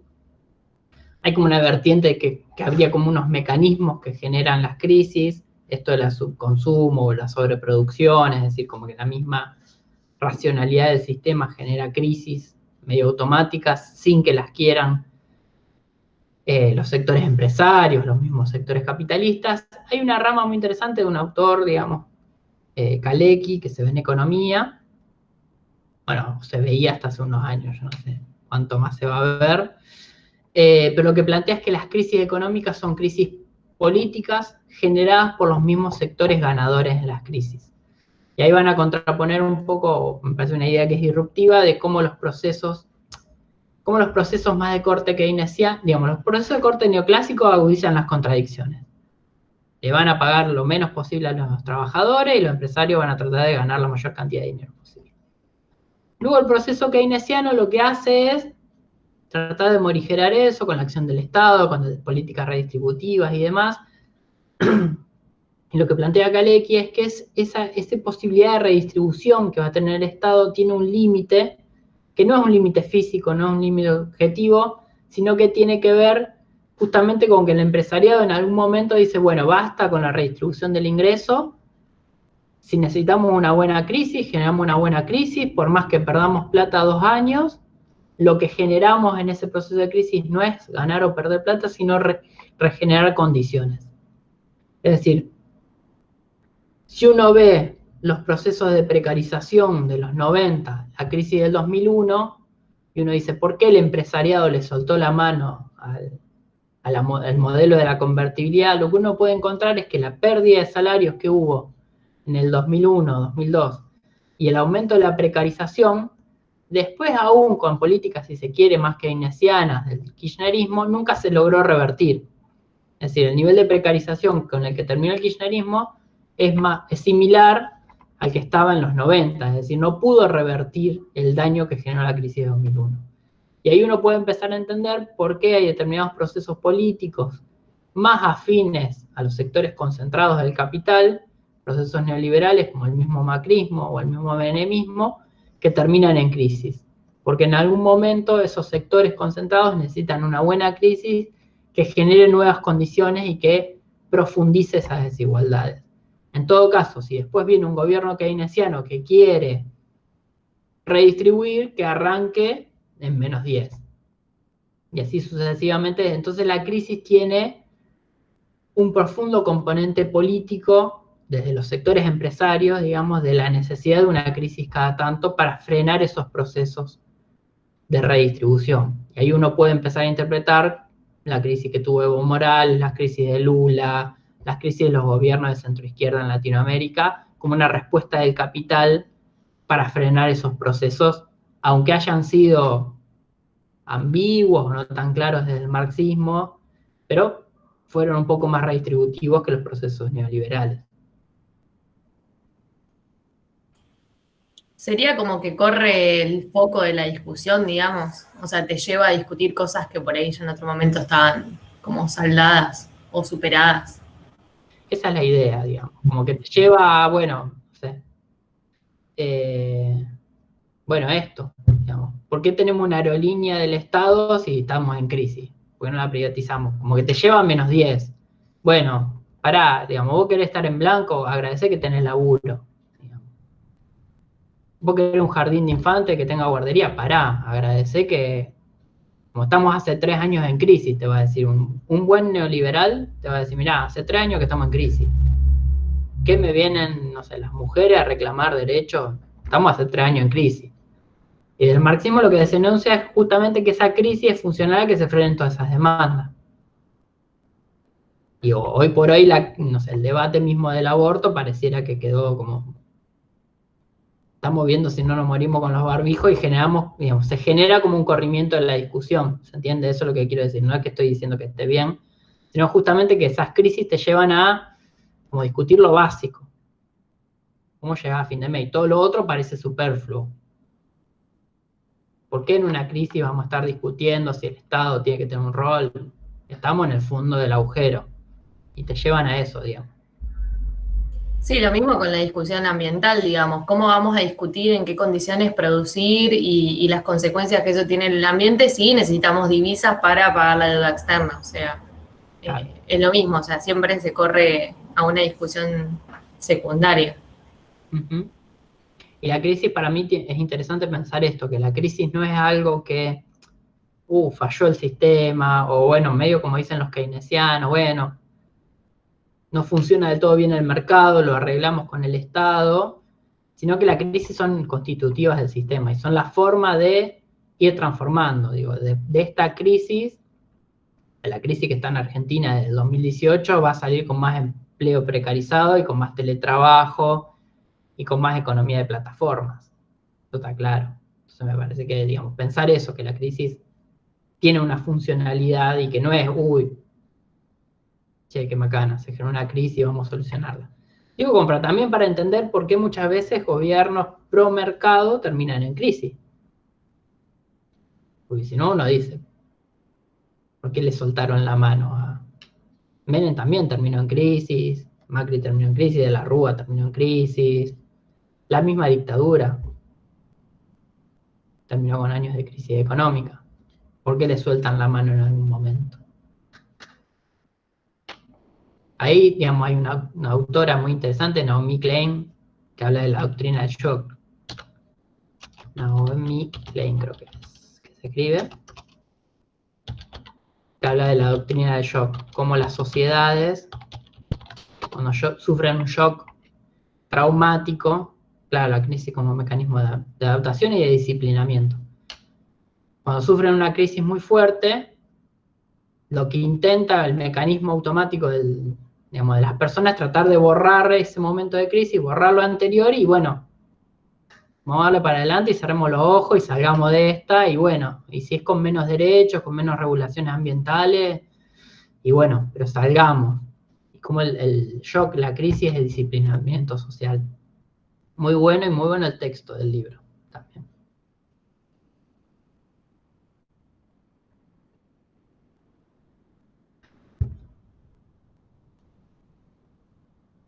Bien, seguimos. Creo que esta es la última. Perdón, quería hacer un breve análisis de lo que acabas de decir. Me parece que, o sea, el planteamiento teórico estaba acertado, pero verlo en términos de negativo a esa crisis, o que se puede reestructurar aceptando, no sé, el avasallaje a la naturaleza o aceptando menos derechos. Me parece que las crisis pueden ser necesarias y verse desde un plano también positivo, o sea, planteando esto de no avasallar las tierras, sino generar un método diferente de producción, generar más derechos humanos o hacerlos valer. Me parece que si bien está bien planteada la lógica y la dinámica del devenir, podría también mirarse desde una perspectiva positiva, ¿no? Sí, a ver, que haya una crisis profunda no quiere decir que la salida es por derecha. La salida puede ser por izquierda o por derecha. De hecho, no sé, agarremos los gobiernos, no sé, la misma revolución cubana, no sé, trato de agarrar un un proceso por izquierda, digamos, también viene a partir de una crisis. Es decir, la crisis puede salirse por derecha o por izquierda. Lo que a mí me interesa mostrar es por qué aparece la crisis. Y que la crisis tiene una funcionalidad, por lo menos de esta mirada marxista, de justamente generar ese disciplinamiento. Que a lo mejor te puede salir medio por la culata, de que bueno, te agarran, te desembarcan una serie de cubanos y un argentino y te toman el poder y bueno, te genera una redistribución y otra sociedad distinta. Claro. Si estás más pesimista, te va a decir la mayoría de las crisis se sale por derecha. Pero bueno, también hay crisis que se salió por izquierda. Pero digo, de todas maneras, la crisis, lo que me interesa marcar es que la crisis no es algo que pasa, sino que es algo buscado. Es la forma de disciplinar. Y bueno, en algún momento el disciplinamiento se te pasa de rosca y se genera la contrafuerza que te disputa o que sale por izquierda. Pero si no sale por izquierda, esto es peor. Claro, más enraizado queda. Yo qué sé, a ver, los últimos 3 años, no, los últimos 2 años de Menem fueron de crisis económica. La salida de esa crisis económica fue de la Rúa. O sea, se salió por derecha, se salió con más precarización, se salió con más desempleo, con peores condiciones. La siguiente crisis de 2001 la podemos discutir, pero no se salió por lo menos tan por derecha, sino que se salió más por centro izquierda, digamos. Entonces, bueno, pero la idea de la crisis es justamente lo que se trata de marcar es eso, cómo genera agrietamientos. Y el mismo Alfonsín, digamos, agarra una crisis y esa crisis lo termina condicionando, digamos. Obviamente Alfonsín no es un gobierno de derecha, menos comparativamente con la dictadura. Pero fíjate que la misma dictadura sale con una crisis. En algún momento se despegan del poder político de turno y es necesaria esa crisis.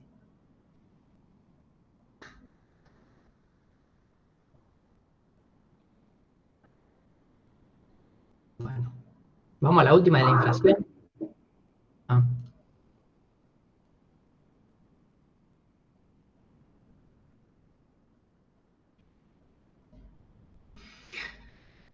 Y ya cerramos el boliche. Inflación, diagnóstico, responsables, consecuencias, perjudicados, beneficiados, soluciones. Bueno, voy yo con unos comentarios. Para nosotros los keynesianos, digamos, puede existir un aumento secular de los precios, es decir, siempre existe una tendencia a que los precios aumenten por el carácter de los rendimientos decrecientes de las instalaciones, del capital, etcétera, que cuando aumenta la producción, al nosotros encontrarnos en el corto plazo, hay ciertos elementos fijos, y esto es bien marshalliano, digamos, de Keynes, como el capital, que no se pueden incrementar. Entonces, lo que se hace es variar la cantidad del factor móvil, por así decirlo, que es el trabajo. Entonces, al incrementar la cantidad de trabajo aplicado a una cierta cantidad fija de capital, de por sí eso va a hacer que los precios aumenten. No obstante, para nosotros eso no es la inflación, porque es, digamos, un proceso normal dentro del desenvolvimiento de la economía capitalista, y la inflación solo va a aparecer cuando, digamos, se presiona demasiado sobre la demanda agregada. Cuando se pasa al punto de pleno empleo, es cuando va a aparecer la verdadera inflación. Lo que nosotros llamamos la inflación verdadera. Cuando se empuja la demanda agregada más allá del punto de pleno empleo. Bueno, nosotros, y haciendo también referencia a la cita de la primera diapositiva del libro de Brown y Leach, creo que estábamos todos de acuerdo en que si se emitía más iba a haber más inflación. Bueno, nosotros desde la teoría vamos a alabar que, digamos, vamos a centrarnos en el enfoque monetarista de la inflación. Es decir, que ante un aumento de la emisión monetaria, con más dinero en circulación, el nivel de precios va a subir porque la gente con más dinero en sus manos va a demandar más bienes y servicios. Y ese exceso de demanda por sobre el de la oferta va a hacer que los precios se eleven. Entonces nos enfocamos más en lo monetario, en, digamos, la cantidad nominal de dinero para explicar las causas de la inflación. Bien.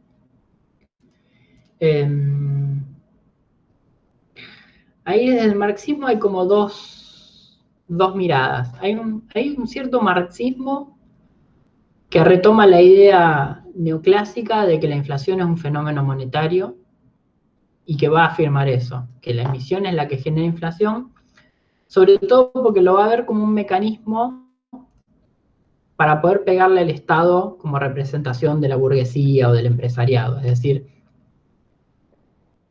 así como los neoclásicos le pegan al Estado, lo critican al Estado porque sería el que interviene o el que se trastoca los equilibrios naturales del mercado, hay cierto marxismo que va a decir, en realidad el Estado es la representación de esa burguesía, de ese empresariado, y por lo tanto es el que genera inflación para redistribuir el ingreso. Es decir, va a generar inflación para que los sectores trabajadores pierdan, los sectores empresarios ganen. Esa es una línea del marxismo, digamos, particularmente yo no adhiero, pero bueno. Hay otra que va a plantear, y le va a hacer la crítica un poco más, me parece más interesante, a la teoría neoclásica y al keynesianismo, que están pensando en teorías atemporales y espaciales.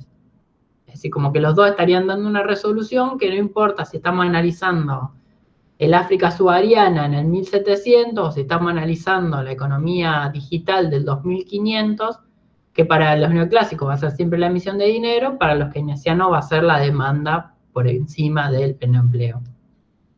Y ahí va a haber una crítica desde el marxismo que tiene que ver con eso, que están pensando en recetas atemporales y espaciales. En vez de analizar los procesos concretos, tiran un buen eslogan para intratables, digamos, y para salir en el diario, pero no van a las causas fundamentales.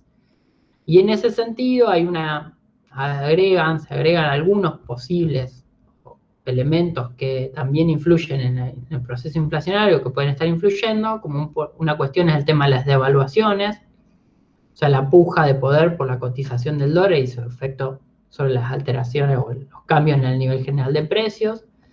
También la inflación oligopólica, es decir, cómo las estructuras productivas altamente concentradas generan aumentos de precios por encima de los otros sectores, y eso genera una lógica inflacionaria, porque además muchos de esos sectores oligopólicos además son productores de servicios esenciales.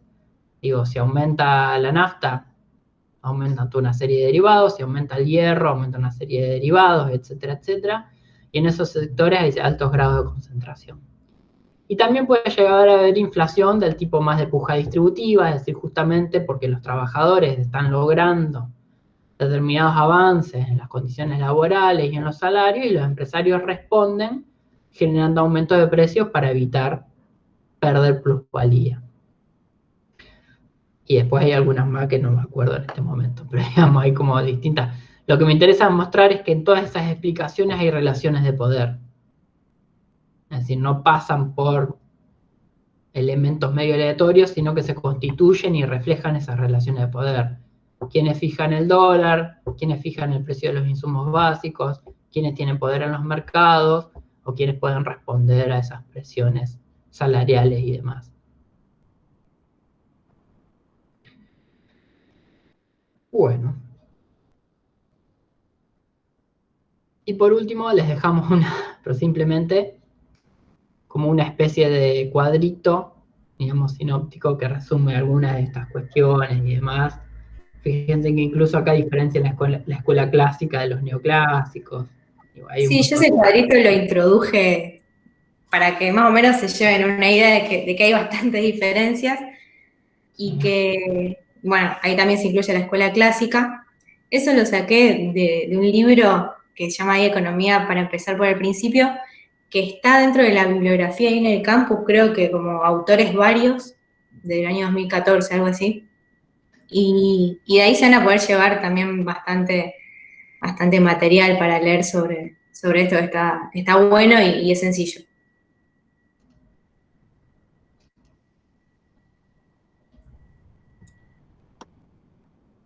Bueno. ¿Alguna pregunta, comentario? Aguante el marxismo.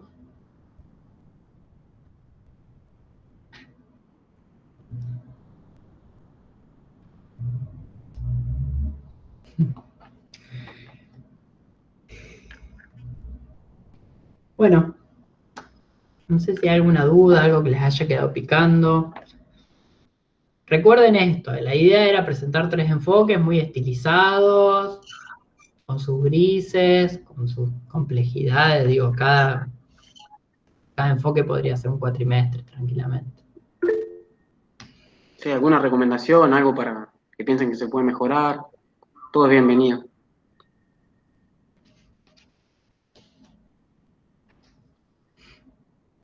No, chicos, súper claro, muy dinámico, estuvo muy bueno. Gracias, Agus.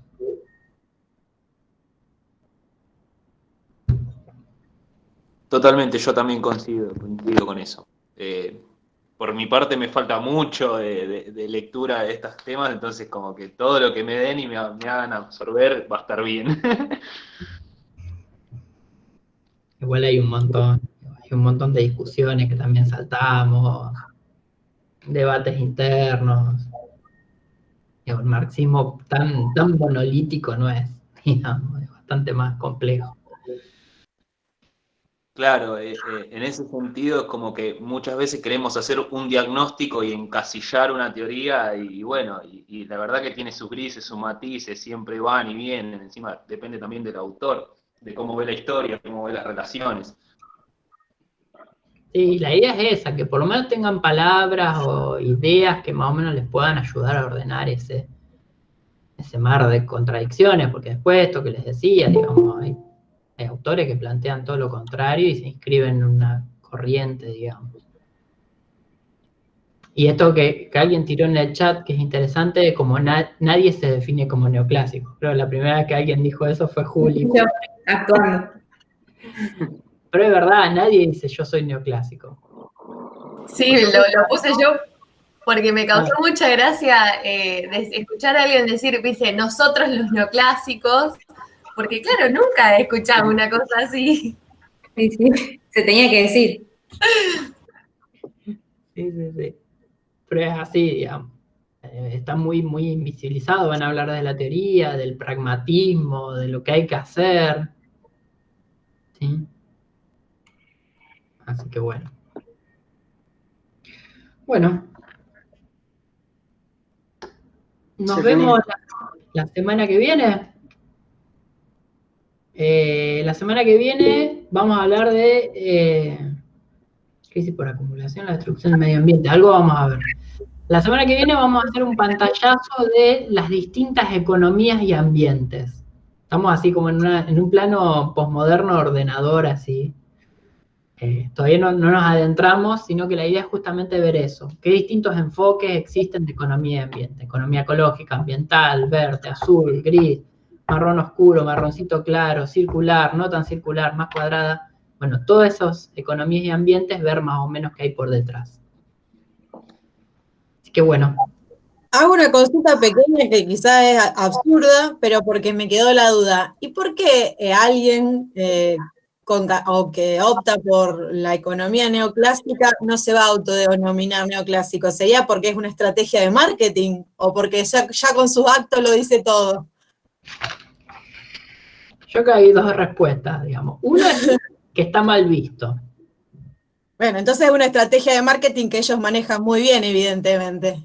Y después una construcción hegemónica, porque ellos al no decir que son neoclásicos, dicen que son economistas. Claro. Entonces, si vos lo escuchás, es como el médico. Sí. El médico no te dice, yo soy pro medicamento y pro operaciones. Dice, yo soy médico. Claro. Después viene el alternativo que te dice, yo soy naturista, o yo... El otro tiene que empezar a explicar por qué no es como el que no se define. ¿Se entiende? Claro, si es alternativo, te tengo que explicar por qué.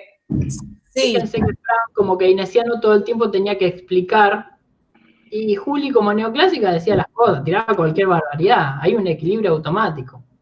Sí, además súper seguro. Es como que todo cierra en la teoría. Claro. Todo. Y además, a mí me ha pasado que me han dicho, bueno, pero no existe una micro keynesiana o una micro marxista. La única que hay es la neoclásica. Y voy a decir, no, claramente no. Pero el profe que te da micro, que te da economía desde la teoría neoclásica, no te dice, yo te doy Micro neoclásica. Te dice yo estoy micro.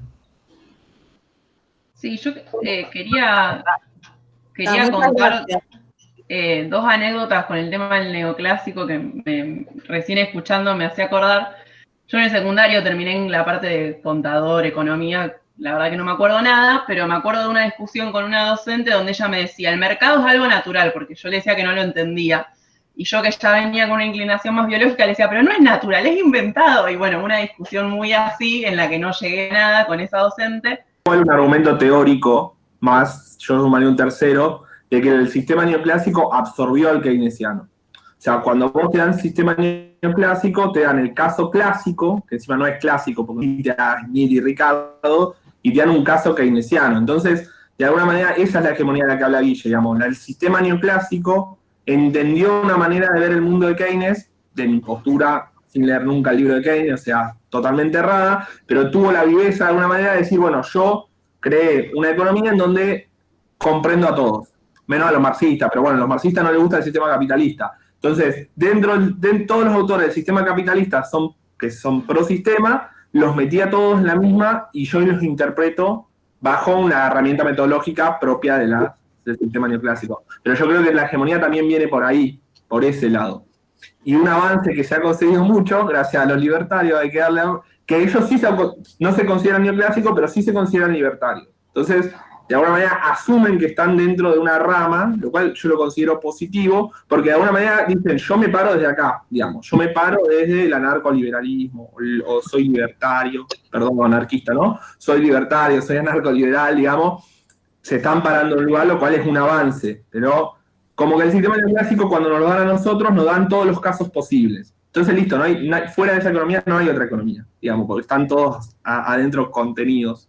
Por eso quería meter ahí un bocado teórico. Creo, para agregar ahí a la discusión, creo que se plantan desde la objetividad. Entonces, al plantarse de la objetividad como si fueran técnico-burocráticos, no dan lugar a una discusión ideológica, la cual siempre está por detrás, digamos, o sea, niegan básicamente al sujeto. Entonces me parece que esa cuestión también está ahí muy fuerte, están parados de una verdad absoluta, medible cuantitativamente, entonces creo que no dan lugar a pensarse ellos mismos que están en una posición ideológica, básicamente. Es como que no revisan su postura epistemológica, dónde están parados.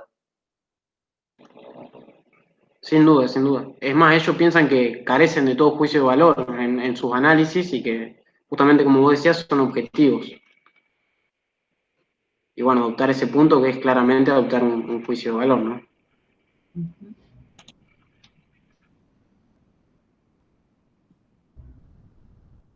Sí, sí. Bueno. Nos vemos la semana que viene. Mismo link, mismo canal.